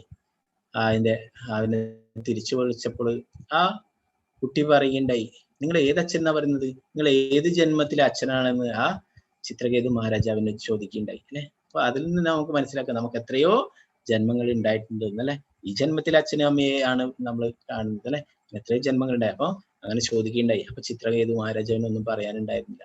അപ്പൊ അങ്ങനെ പറഞ്ഞു, ഞാൻ എന്താണ് ആ ഭക്തന്മാര് നാരദമുനി അങ്കിരമുനി അങ്ങനെയുള്ളവരുടെയൊക്കെ ആ എന്താണ് സാന്നിധ്യമൊക്കെ കൊണ്ട് ഞാൻ എന്താണ് ആത്മീയമായിട്ട് അങ്ങ് ഭഗവാന്റെ അടുത്തേക്ക് പോകാനുള്ള യാത്രയിലാണ് എന്നൊക്കെ പറഞ്ഞിട്ട് അങ്ങ് പോവുകയുണ്ടായി. അപ്പൊ അങ്ങനെ അതിനുശേഷം എന്താണ് ആ ചിത്രകേതു മഹാരാജാവ് ഒക്കെ കൊട്ടാരമൊക്കെ ഉപേക്ഷിച്ച് പത്നിമാരെയൊക്കെ ഉപേക്ഷിച്ചിട്ട് എന്താണ് ആ സംഘർഷ ഭഗവാന്റെ തന്നെ വിസ്തരണമായിട്ടുള്ള സംഘർഷ ഭഗവാനെ ധ്യാനിച്ചിരിക്കുകയുണ്ടായി. അങ്ങനെ സംഘർഷ ഭഗവാന്റെ അനുഗ്രഹം കൊണ്ട് ഒരു വിമാനം ലഭിക്കും. അങ്ങനെ അതില് എല്ലാ തീർത്ഥ സ്ഥലങ്ങളൊക്കെ സന്ദർശിക്കുകയൊക്കെ ചെയ്തു. അതിന്റെ ഇടയിലാണ് ഇങ്ങനെ ഒരു രംഗം കാണുന്നതും അങ്ങനെ അവരെ പരിഹസിച്ച് ചിരിക്കുന്നതും ഒക്കെ. അപ്പൊ അതിന്റെ ഫലമായിട്ട് പാർവതി ദേവി ശപിച്ചു, നീ ഒരു അസുരനായി മാറട്ടെ എന്ന് പറയുകയുണ്ടായി. അങ്ങനെ അതിന്റെ ഫലമായിട്ട് അദ്ദേഹം പിന്നീട് വൃത്രാസുരനായിട്ട് മാറുകയുണ്ടായി. വൃത്രാസുരനായി മാറി. എന്നാൽ പാർവതി ദേവി അത് ശപിച്ചപ്പോൾ അദ്ദേഹത്തിന് തന്റെ തെറ്റ് മനസ്സിലായി. അങ്ങനെ ആ ചിത്രകേതു മഹാരാജാവ് പാർവതി ദേവിയോട് ക്ഷമ ചോദിക്കും. അപ്പോ അദ്ദേഹത്തിന് മനസ്സിലായി എന്റെ തെറ്റുകൊണ്ടാണെന്ന്. അപ്പൊ അതില് അദ്ദേഹം എന്താണ് ആ അമ്മയുടെ അനുഗ്രഹം, അതൊരു അനുഗ്രഹമായിട്ട് ഞാൻ കരുതുന്നു എന്ന് പറഞ്ഞിട്ട് അത് ഏറ്റെടുക്കുകയുണ്ടായി ആ ശാപം. അപ്പൊ അങ്ങനെയായിട്ട് വൃത്രാസുരനായി മാറിയെങ്കിലും എന്താണ് ഭഗവാന്റെ എന്താണ് നിനക്ക് ഭഗവാന്റെ അനുഗ്രഹം ലഭിക്കൂ എന്ന് പറയുകയുണ്ടായി. അപ്പൊ ആ ശ്രീമദ് ഭാഗവതത്തിൽ അതിനെ കുറിച്ച് പറയുന്നു. വൃത്രാസുരൻ എന്താണ് അത്രയും ഭയങ്കരമായിട്ടുള്ള ഒരസുരനമായിരുന്നു. അപ്പൊ എല്ലാ ദേവന്മാരും ഇന്ദ്രനും എല്ലാവരും ഭയപ്പെട്ടിരുന്നു. അവസാനം ആ വൃത്രാസുരനെ വധിക്കുവാൻ വേണ്ടിയിട്ട് ഇന്ദ്രൻ എത്രയാണ് ഒരു വർഷം എടുക്കേണ്ടി വന്നു എന്ന് പറഞ്ഞു. ഇന്ദ്രൻ വജ്രായുധം അയച്ചിട്ട് ഒരു വർഷമായി വൃത്രാസുരന്റെ കഴുത്ത് മുറിക്കാനായിട്ട് ഒരു വർഷം എടുത്തിട്ടുണ്ടായിരുന്നു. അത്രയും എന്താണ് ഭീകരമായിട്ടുള്ള രൂപമായിരുന്നു വൃത്രാസുരന്റെ. അപ്പൊ ആ വൃത്രാസുരൻ അവസാനം ഇതൊക്കെ മനസ്സിലാക്കിയിട്ട് പിന്നെ ഭഗവാന്റെ പ്രിയ ഭക്തനുമാണ്. ഒരു അസുരനാണ്, വൃത്രാസുരനാണ്, എന്നാല് അതേസമയം തന്നെ ഭഗവാന്റെ പ്രിയ ഭക്തനുമാണ്. ഇന്ദ്രൻ എന്താണ് ഇന്ദ്രന്റെ പദവിക്ക് തടസ്സമാവുന്നത് കൊണ്ടാണ് ആ വൃത്രാസുരനെ. അപ്പൊ അതിനു വേണ്ടിയിട്ടാണ് വൃത്രാസുരനെ വധിക്കുന്നത് അല്ലെ. എന്നാൽ വൃത്രാസുരൻ എന്താണ് ആഗ്രഹിച്ചത്? വൃത്രാസുരൻ ഇന്ദ്രനെ പ്രകോപിപ്പിക്കുക ചെയ്തത്. ഇന്ദ്രന്റെ നേരെ അങ്ങോട്ടേക്ക് അസ്ത്രങ്ങളൊക്കെ അയച്ചിട്ട് ഇന്ദ്രനെ പ്രകോപിപ്പിച്ചു. എന്തിനു വേണ്ടിയിട്ട്? തന്നെ വധിക്കാൻ വേണ്ടിയിട്ട്. അങ്ങനെ തന്നെ വധിക്കുകയാണെങ്കിൽ തിരിച്ച് ഭഗവാന്റെ അടുത്തേക്ക് പോകാൻ സാധിക്കും. അതിനു വേണ്ടിയിട്ട് അദ്ദേഹത്തെ വേഗത്തിൽ തന്നെ ഇവിടെ ഇനിയും ഇവിടെ നിൽക്കാൻ താല്പര്യമില്ല. അതുകൊണ്ട് ഇന്ദ്രനെ തന്നെ വധിക്കാൻ വേണ്ടിയിട്ട് പ്രോത്സാഹിപ്പിക്കുകയുണ്ടായി. അപ്പൊ അങ്ങനെ ഇന്ദ്രൻ എന്താണ് ഇന്ദ്രനെ അങ്ങനെ തന്നെ വിഴുങ്ങിക്കളഞ്ഞിട്ടുണ്ടായിരുന്നു വൃത്രാസുരൻ. അത്രയും ശക്തി ഉണ്ടായിരുന്നു ഇന്ദ്രനെ, അതുപോലെ തന്നെ വിഴുങ്ങിയിട്ടുണ്ടായിരുന്നു. അങ്ങനെ അതിനുശേഷം എന്താണ് ഇന്ദ്രനെയും ഐരാവതത്തെയൊക്കെ വിഴുങ്ങി. ഇനി എന്താണ് ഇന്ദ്രനെ ഓൾറെഡി വിഴുങ്ങി കഴിഞ്ഞു എന്ന് പറഞ്ഞിട്ട് അദ്ദേഹം സമാധി അവസ്ഥയിലായി. അപ്പൊ അങ്ങനെയുള്ള ആ അവസ്ഥയിലാണ് എന്താണ് ഇന്ദ്രൻ അത് വയറ് പിളർന്നിട്ട് വന്നിട്ട് ആ വൃത്രാസുരനെ വധിക്കുന്നത്. അപ്പൊ ആ വൃത്രാസുരന്റെ പ്രാർത്ഥന എന്ന് പറഞ്ഞിട്ട് ശ്രീമദ് ഭാഗവതത്തിൽ വളരെ പ്രധാനപ്പെട്ട പ്രാർത്ഥന, അത് നമ്മളൊക്കെ ചൊല്ലേണ്ടതാണ്. അപ്പൊ എന്താണ് നമ്മുടെ പോലുള്ള അവസ്ഥ, നമ്മളും ഈ ഭൗതിക ലോകത്തില് ബന്ധനത്തിൽപ്പെട്ടിട്ടുള്ള ആ വൃത്രാസുരന്റെ ആ പ്രാർത്ഥന അത് അത്രയും പ്രധാനപ്പെട്ടതാണ്. നമ്മളൊക്കെ പഠിക്കണം അതൊക്കെ. അതില് ആ വൃത്രാസുരം പ്രാർത്ഥിക്കുന്നു, അഹം ഹരേ തവ പാദേകമൂല ദാസാനുദാസോ ഭവിദാസ്മി ഭൂയ. അപ്പൊ നമ്മളൊക്കെ ഭഗവാന്റെ ദാസന്മാരാണെന്നുള്ളതാണ് നമ്മുടെ യഥാർത്ഥ പൊസിഷൻ. അതൊക്കെ നമ്മൾ മറന്നുപോയി എന്ന്, അത് എന്താണ് ആ പൊസിഷൻ വീണ്ടും നേടിത്തരണം എന്നാണ് ആ വൃത്രാസുരൻ പറയുന്നുണ്ട്. അപ്പൊ അതാണ് നമ്മളൊക്കെ എന്താണ് ഭഗവാന്റെ സേവകൻ എന്നുള്ളതാണ് നമ്മളൊക്കെ അല്ലെ. അപ്പൊ നമ്മളൊക്കെ അത് വിട്ടുപോയി. അപ്പൊ വൃത്രാസുരൻ പറയുന്നു, എനിക്ക് ആ പദവി തരണം. എന്താണ് അങ്ങനെ പറഞ്ഞിട്ട് മനോഹരമായിട്ടുള്ള പ്രാർത്ഥനയുണ്ട്. സമയം കുറെ നമുക്ക് വേറൊരു ക്ലാസ്സിൽ അതിനെ കുറിച്ചിട്ട് പറയാം. അപ്പൊ അദ്ദേഹം പറയുന്നു ഇന്ദ്രൻ എന്തിനാണ് ഇന്ദ്രന്റെ പദവിക്ക് വേണ്ടിയിട്ട് അല്ലെ. ധൃതരാഷ്ട്രൻ പറഞ്ഞു എനിക്ക് ഈ പദവിയൊന്നും വേണ്ട, നിനക്ക് എന്താണ് ഈ ഇന്ദ്രലോകവും ധ്രുവലോകവും ഒന്നും വേണ്ട, നിനക്ക് ഭഗവാന്റെ ആ ഭക്തി മാത്രം മതി, മോശം പോലും വേണ്ട, ഭഗവാനെ മറക്കുന്നതാണെങ്കിൽ ആ മോശം പോലും വേണ്ട, ഭഗവാന്റെ ഒരു ദാസന്റെ ദാസനായിട്ട് മാറിയാൽ മതി എന്ന് പറയുന്നു. അപ്പൊ അങ്ങനെയുള്ള ആ എന്താണ് ധൃതരാഷ്ട്രൻ ഇത്രയും ഇതൊന്നും ഉണ്ടായിട്ടും ഒന്നും എന്താണ് അതിൽ നിന്നും പ്രതീക്ഷിച്ചില്ല. ശിവൻ വൈഷ്ണവാനാമിതാശംഭം അല്ലെ, ശിവൻ ഭഗവാന്റെ പ്രിയ ഭക്തനാണ്, വൈഷ്ണവനാണ്. അപ്പം ആ ശിവനും ഒന്നും പ്രതികരിച്ചില്ല, ഇത്രയും എന്താണ് പരിഹസിച്ചിട്ടൊന്നും പ്രതികരിക്കുകയുണ്ടായില്ല. അനപേക്ഷ ശുചിർദശ ഉദാസീനോ ഗതവ്യത സർവാരംഭ പരിത്യാഗി യോമദ്ഭക്ത സമയ പ്രിയ. സാധാരണ കർമ്മക്രമങ്ങളെ ഒന്നിനെയും ആശ്രയിക്കാത്തവനും വിശുദ്ധനും നിപുണനും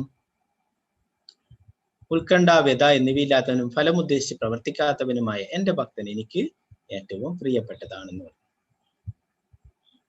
അപ്പോ എന്താണ് ഭഗവാന്റെ പ്രിയ ഭക്തൻ, അദ്ദേഹത്തിന് ഒന്നിനെ കുറിച്ചും വ്യതയും ഒന്നും ഉണ്ടാവില്ല അല്ലെ, എല്ലാം ഭഗവാൻ സംരക്ഷിക്കും എന്നുള്ള ഉറപ്പ് പൂർണ്ണ വിശ്വാസം ഉണ്ടായിരിക്കും അല്ലെ. ഭക്തപ്രഹ്ലാദനൊക്കെ കണ്ടില്ലേ, എന്ത് തന്നെ വിഷമങ്ങൾ ഉണ്ടായാലും ഭഗവാൻ അതിൽ നിന്നൊക്കെ നമ്മളെ സംരക്ഷിക്കും എന്നുള്ള പൂർണ്ണ വിശ്വാസം ഉണ്ടായിരുന്നു ഭക്തപ്രഹ്ലാദൻ അല്ലെ. അതുപോലെ നമുക്കും അങ്ങനെ പൂർണ്ണ വിശ്വാസം ഉണ്ടായിരുന്നു. നമ്മള് ഭാവിയെ കുറിച്ച് ഓർത്തിട്ട് വിഷമിക്കേണ്ട ആവശ്യമില്ല.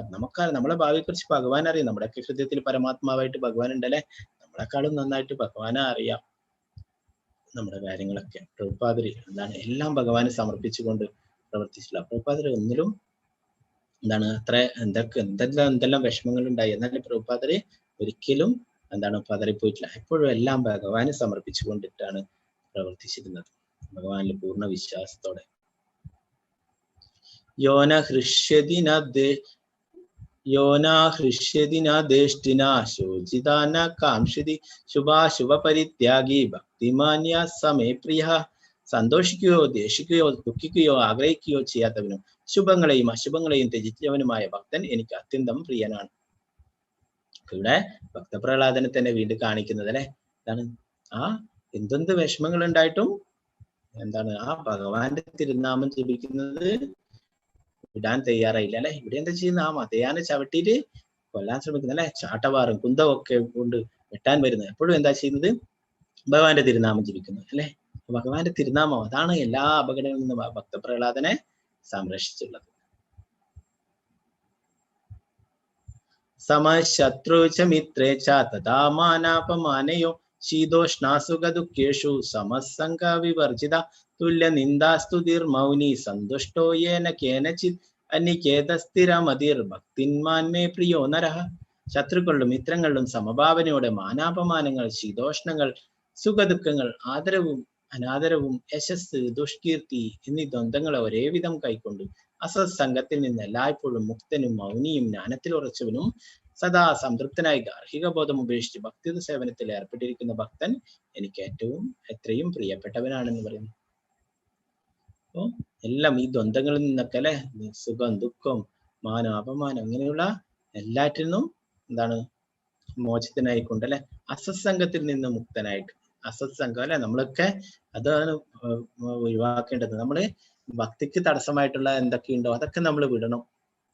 നമ്മളെ ഭൗതികമായിട്ടുള്ള വസ്തുക്കളിലൊക്കെ കൂടുതൽ എന്താണ് കൊണ്ടുചേർന്നെത്തിക്കുന്ന അങ്ങനെയുള്ള സംഘങ്ങൾ നമ്മൾ വിടുക. ഭക്തന്മാരുമായിട്ട് നമ്മൾ അസോസിയേറ്റ് ചെയ്യുക. ഭക്തിയിൽ ഉയരാൻ വേണ്ടിയിട്ട് ആരൊക്കെ നമ്മളെ സഹായിക്കുന്നുണ്ട് അവരുമായിട്ട് നമ്മൾ കൂട്ടുകൂടുക അല്ലെ. നമുക്ക് തീരുമാനിക്കാം നമ്മുടെ ആരുമായിട്ട് കൂട്ടുകൂടണം എന്നല്ലേ.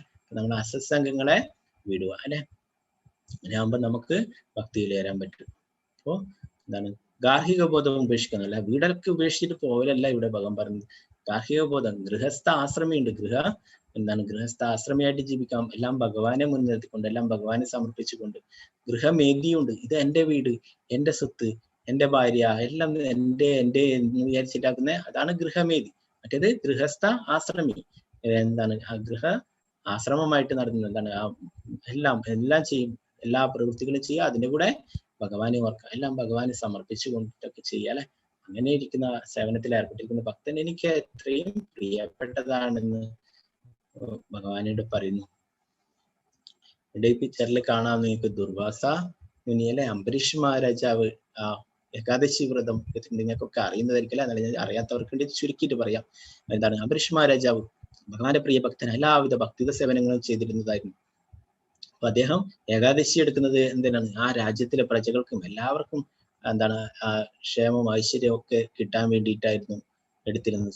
തന്റെ സ്വന്തം എന്താണ് നേട്ടത്തിന് വേണ്ടിയിട്ടായിരുന്നില്ല. അങ്ങനെ ഏകാദശി എടുത്ത് പിറ്റേ ദിവസം ദ്വാദശി പാരണ വീട്ടാനുള്ള തയ്യാറെടുക്കുമ്പോൾ അവിടെ ദുർവാസ മുനി വരികയുണ്ടായി. ദുർവാസ മുനി പറഞ്ഞു, ഞാനും പാരണ വീട്ടാൻ ഞാനും വരുന്നു, ഞാൻ കുളിച്ചിട്ട് വരാമെന്ന് പറഞ്ഞിട്ട് നദിയിലേക്ക് പോവുകയുണ്ടായി. എന്നാല് ആ ദ്വാദശി പാരണ വീട്ടേണ്ട സമയം ആയിട്ടും ദുർവാസ മുനി വന്നിട്ടുണ്ടായിരുന്നില്ല. അതാണ് അംബരീഷിനെ പരീക്ഷിക്കാൻ വേണ്ടിയിട്ടായിരുന്നു. അപ്പോ അങ്ങനെ എന്താണ് ആ സമയമായപ്പോൾ അവിടെയുള്ള ഉപദേശകന്മാർ അവര് പറഞ്ഞു, 3 തുള്ളി ജലം കുടിച്ചിട്ട് ആ പാരണ വീട്ടിക്കൊള്ളൂ എന്ന് പറഞ്ഞു. ഏകാദശി എടുത്തിട്ട് പിറ്റേ ദിവസം ദ്വാദശി സമയത്ത് പാരണ വീട്ടില്ലെങ്കിൽ ആ ഏകാദശി എടുത്തത് കൊണ്ടുള്ള ഗുണങ്ങളൊന്നും ലഭിക്കില്ല എന്ന് പറയുന്നു. അപ്പൊ അങ്ങനെ പാരണ വീട്ടുകിന്റെ അംബരീഷ് മഹാരാജാവും ചിന്തിച്ചു, അഥവാ ഇനി ഞാൻ ദുർവാസാവിനെ കാക്കാതെ പാരണ വീട്ടിൽ കഴിഞ്ഞാൽ ദുർവാസാവ് ചിലപ്പോൾ ശപിക്കുമായിരിക്കും, അത് എന്നെ മാത്രം ബാധിക്കുന്നത്. എന്നാൽ ഞാൻ ഏകാദശി എടുത്തിട്ട് ദ്വാദശി പാരണ വീട്ടുന്നില്ലെങ്കിൽ, ആ ഏകാദശി ബ്രേക്ക് ചെയ്യുന്നില്ലെങ്കിലോ അത് അതിനെ കൊണ്ടുള്ള ഗുണം ഇല്ലാതാവുന്നു, എല്ലാവർക്കും പ്രജകളെയൊക്കെ ബാധിക്കുന്നതാ.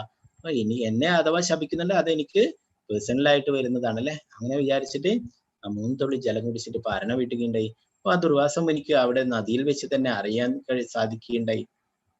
അപ്പൊ അങ്ങനെ കോപത്തോടെ അവിടെ വരികയും തന്റെ ശിരസിൽ നിന്നും മുടി പിടിച്ച് നിലത്തേക്ക് അടിക്കുകയും അതിൽ നിന്ന് ഒരു ഭീകര സത്വത്തെ സൃഷ്ടിക്കുകയും ചെയ്തു. തീ തുപ്പിക്കൊണ്ട് നിൽക്കുന്ന ഒരു ഭീകര സത്വം അംബരീഷിന് നേരെ പാഞ്ഞെടുക്കുകയുണ്ടായി. അംബരീഷ് ഒന്നും ചെയ്തില്ല, നേരത്തെ ഭക്തപ്രഹ്ലാദൻ ചെയ്തതുപോലെ ഭഗവാനെ സ്തുതിച്ചുകൊണ്ട് ഭഗവാനെ ഓർത്തുകൊണ്ട് ഭഗവാന്റെ തിരുനാമം ജപിച്ച് അവിടെ നിന്നു. അപ്പോഴേ ആ ഭഗവാന്റെ കയ്യിലുള്ള സുദർശന ചക്രം, ഭഗവാൻ അവിടെ വിശ്രമിക്കുകയായിരുന്നു. ആ സമയത്ത് ഭഗവാന്റെ പോലും പെർമിഷനിലൂടെ ആ സുദർശന ചക്രം ഈ ഭീകര സത്വത്തെ ഇല്ലാതാക്കാനായിട്ട് വരികയുണ്ടായി. അപ്പൊ സുദർശനം ഗതിയും ചക്രവും അല്ലെ എന്തിനാണ്? ശത്രുക്കളിൽ നിന്ന് ഭക്തന്മാരെയൊക്കെ സംരക്ഷിക്കാനാ. ശംഖും എന്താണ് ആ താമരയും അത് അനുഗ്രഹങ്ങൾ, ഭക്തന്മാർക്ക് അനുഗ്രഹങ്ങൾ നൽകാനും അല്ലെ. അപ്പൊ ആ ചക്രം ഭക്തന്മാരെ സംരക്ഷിക്കാനായിട്ട് അത് സ്വയം വരികയുണ്ടായി. അങ്ങനെ ആ ഭീകര സത്വത്തെ ഇല്ലാതാക്കി. പിന്നീട് ആ സുദർശന ചക്രം ദുർവാസാവിന്റെ നേരേക്ക് തിരികുകയുണ്ടായി.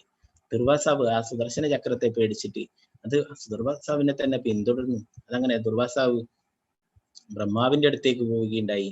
ബ്രഹ്മാവിനോട് രക്ഷിക്കണമെന്ന് ബ്രഹ്മാവ് പറഞ്ഞ്, എനിക്കൊന്ന് ചെയ്യാൻ പറ്റില്ല, സുദർശനം ഭഗവാന്റെതാണ്, ഭഗവാന്റെ അടുത്ത് തന്നെ പോകണമെന്ന് പറഞ്ഞു. ശിവന്റെ അടുത്ത് പോവുകയുണ്ടായി. ശിവനും പറഞ്ഞു, എനിക്കും ഒന്നും ചെയ്യാൻ സാധിക്കില്ല, ഇത് ഭഗവാന്റെ അടുത്ത് തന്നെ പോകണമെന്ന് പറഞ്ഞു. അങ്ങനെ ദുർവാസാവ് അവസാനം ഭഗവാന്റെ അടുക്ക് എത്തുകയുണ്ടായി. ഭഗവാനും പറഞ്ഞു, എന്റെ പെർമിഷനോട് കൂടിയിട്ടല്ല സുദർശനം പോയിട്ടുള്ളത്, ഞാൻ അയച്ചതല്ല, ഞാൻ അയക്കാത്ത ഒന്നിനെ എനിക്ക് തിരിച്ചു വിളിക്കാനും പറ്റില്ല. സുദർശനം ഭക്തന്മാരെ സംരക്ഷിക്കാൻ സ്വയം പോയിട്ടുള്ളതാണ്, അതുകൊണ്ട് എനിക്കൊന്നും ചെയ്യാൻ സാധിക്കില്ല എന്ന് പറഞ്ഞു. അപ്പോൾ ദുർവാസാവ് പറഞ്ഞു, എന്താണ് അങ്ങേക്ക് എന്താണ് ഹൃദയമില്ലേ?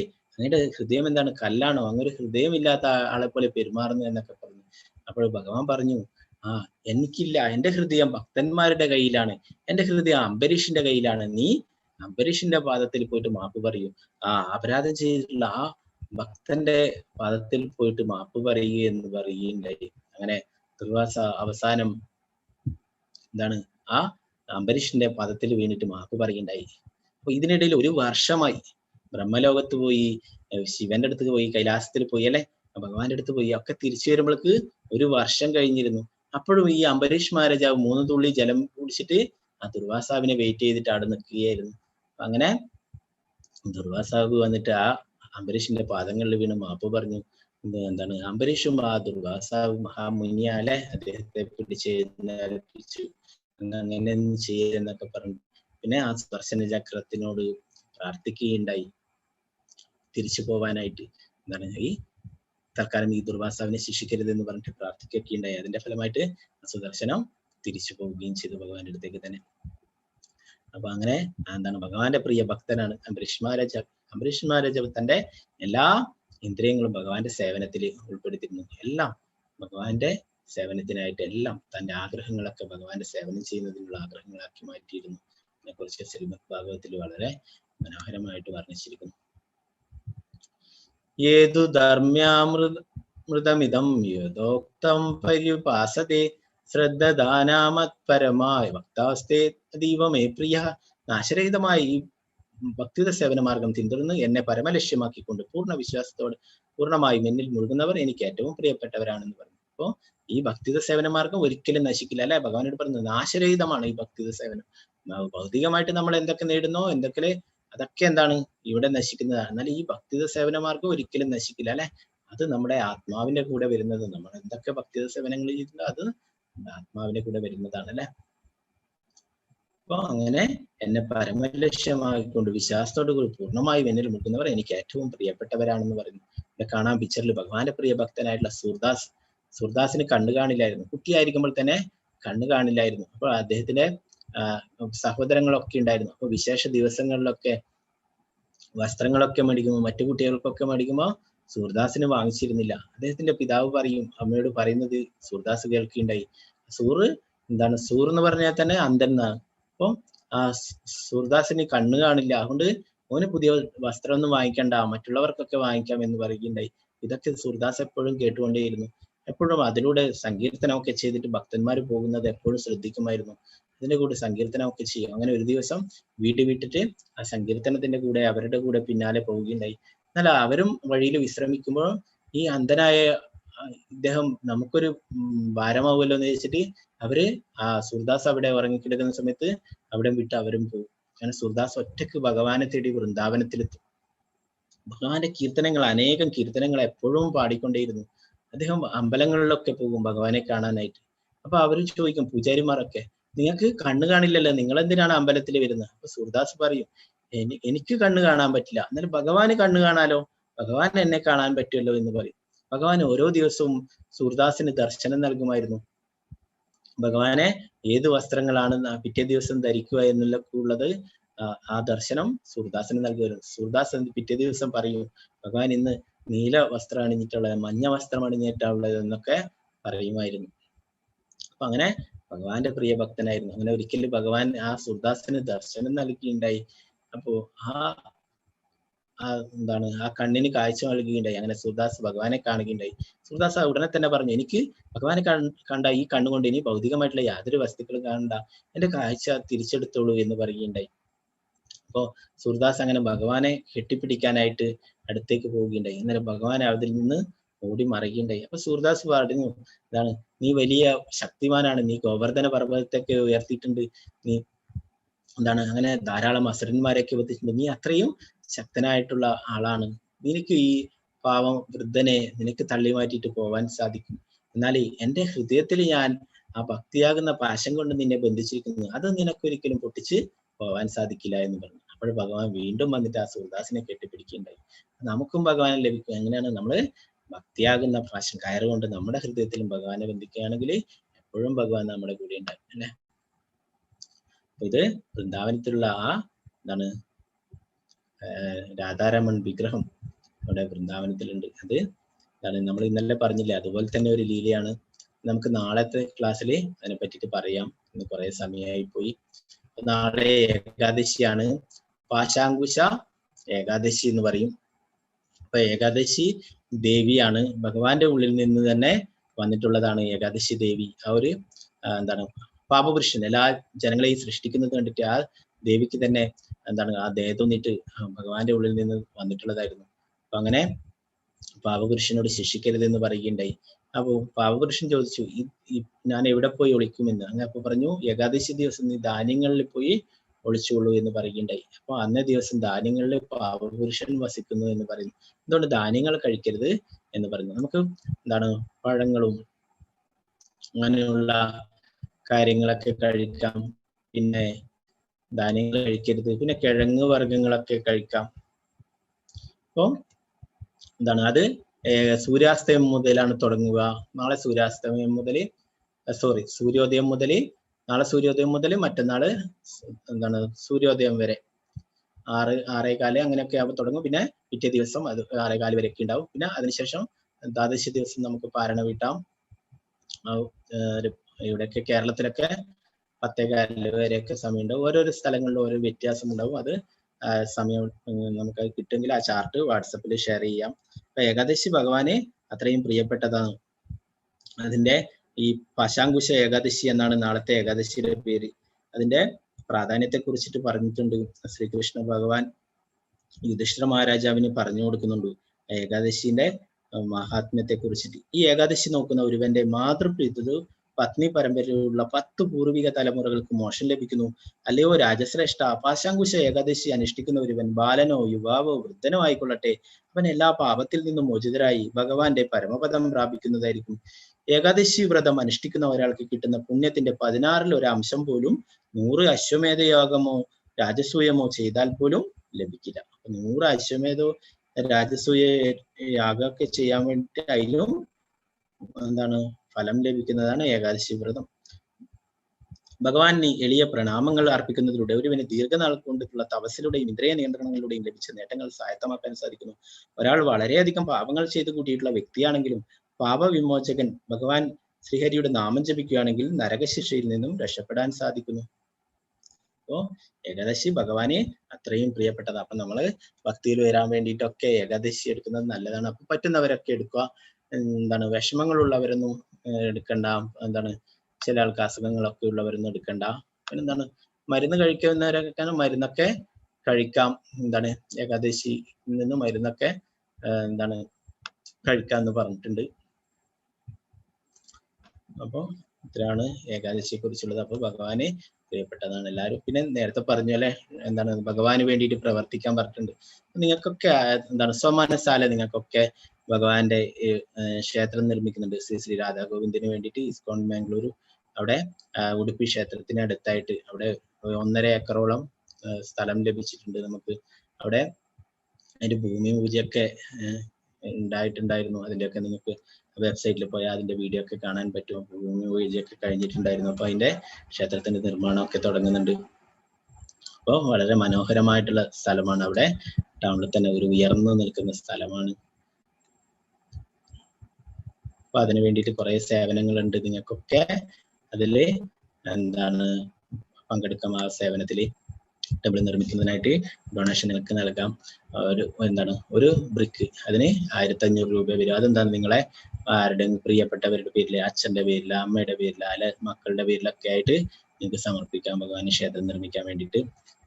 അങ്ങനെ 2-3000 അങ്ങനെ കുറെ സേവനങ്ങളുണ്ട്. പിന്നെ 1 സ്ക്വയർ ഫീറ്റ് ഭഗവാന്റെ ക്ഷേത്രം നിർമ്മിക്കാൻ വേണ്ടിയിട്ട് 5000 രൂപയെ വരുമോ. അതും നിങ്ങളെ ആരുടെയെങ്കിലും പേരിലൊക്കെ, നിങ്ങൾക്ക് പ്രിയപ്പെട്ടവരുടെ പേരിലൊക്കെ അതും സമർപ്പിക്കാം ഭഗവാന് സേവനങ്ങൾ. പിന്നെ ഇസ്കോണിന്റെ ലൈഫ് മെമ്പർഷിപ്പ്, അത് എന്താണ് നിങ്ങൾക്ക് ഈ ലൈഫ് മെമ്പർഷിപ്പ് എടുത്തു കഴിഞ്ഞാൽ എല്ലായിടത്തും ഇസ്കോണിന്റെ ലോകത്തിലുള്ള എവിടെയുള്ള ക്ഷേത്രങ്ങളിലും നിങ്ങൾക്ക് അവിടെ താമസിക്കാം. എന്താണ് അവിടുന്ന് പ്രസാദം ലഭിക്കും. അപ്പൊ അങ്ങനെ കുറെ ആനുകൂല്യങ്ങളൊക്കെ ഉണ്ട്. പിന്നെ നമുക്ക് ശ്രീമദ് ഭാഗവതം 12 സ്കന്ധങ്ങളിലായിട്ട് 18 പുസ്തകങ്ങൾ അത് ഫ്രീ ആയിട്ട് നമുക്ക് ലഭിക്കും. പിന്നെ പ്രഭുപാദരുടെ കുറെ പുസ്തകങ്ങളുണ്ട്, അതൊക്കെ നമുക്ക് ഫ്രീ ആയിട്ട് ലഭിക്കും. അങ്ങനെ കുറെ കാര്യങ്ങൾ നമുക്ക് ബെനിഫിറ്റ് ഉണ്ട് ഈ ലൈഫ് മെമ്പർഷിപ്പ് എടുക്കുകയാണെങ്കിൽ. അതിന് 35,555 രൂപ. അത് ഇൻസ്റ്റാൾമെന്റ് ആയിട്ടും ചെയ്യാം 1 വർഷത്തിനുള്ളിൽ. അതിനെക്കുറിച്ചുള്ള ഡീറ്റെയിൽസ് ഒക്കെ വാട്സാപ്പിൽ ഷെയർ ചെയ്യാം. പിന്നെ ധർമ്മ കർത്ത സേവ എന്ന് പറഞ്ഞിട്ടുണ്ട്.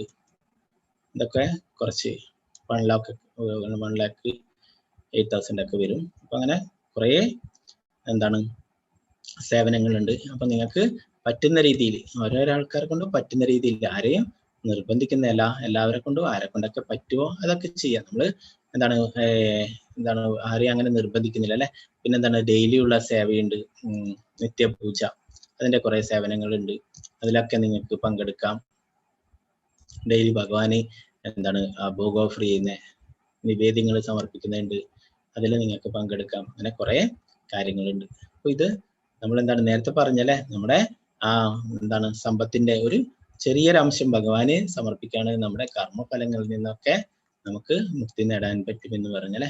അപ്പൊ നമുക്ക് പറ്റുന്നവർക്കൊക്കെ അതിന് എന്താണ് അതുമായിട്ട് സഹകരിക്കാം. അതിന്റെ ലിങ്ക് നമ്മൾ വാട്സാപ്പിൽ ഷെയർ ചെയ്യും. നിങ്ങൾക്ക് ആ ഡൊണേഷൻ അയക്കേണ്ട ലിങ്ക് ഒക്കെ എന്താണ് ഈ ഡൊണേഷനൊന്നും ആരെയും നമ്മൾ ഡയറക്റ്റ് ആയിട്ട് നിങ്ങളെ വിളിക്കാനോ മെസ്സേജ് അയക്കാനോ ഒന്നും നമ്മൾ ആരെയും ചുമതലപ്പെടുത്തിയില്ല. അങ്ങനെ ആരെങ്കിലും ചെയ്യുന്നുണ്ടെങ്കിൽ അത് ഒരിക്കലും നമ്മൾ ഇസ്കോൺ ശ്രീ രാധാ ഗോവിന്ദ് ബാംഗ്ലൂരിന്റെ ഇതിലുള്ളതല്ല. നിങ്ങൾക്ക് അതിന്റെ എന്താണ് ചെയ്യേണ്ട അഡ്രസ് ഒക്കെ നിങ്ങൾക്ക് വാട്സപ്പിൽ അയച്ചു തരും. അപ്പൊ അതിൽ ചെയ്താൽ മതി.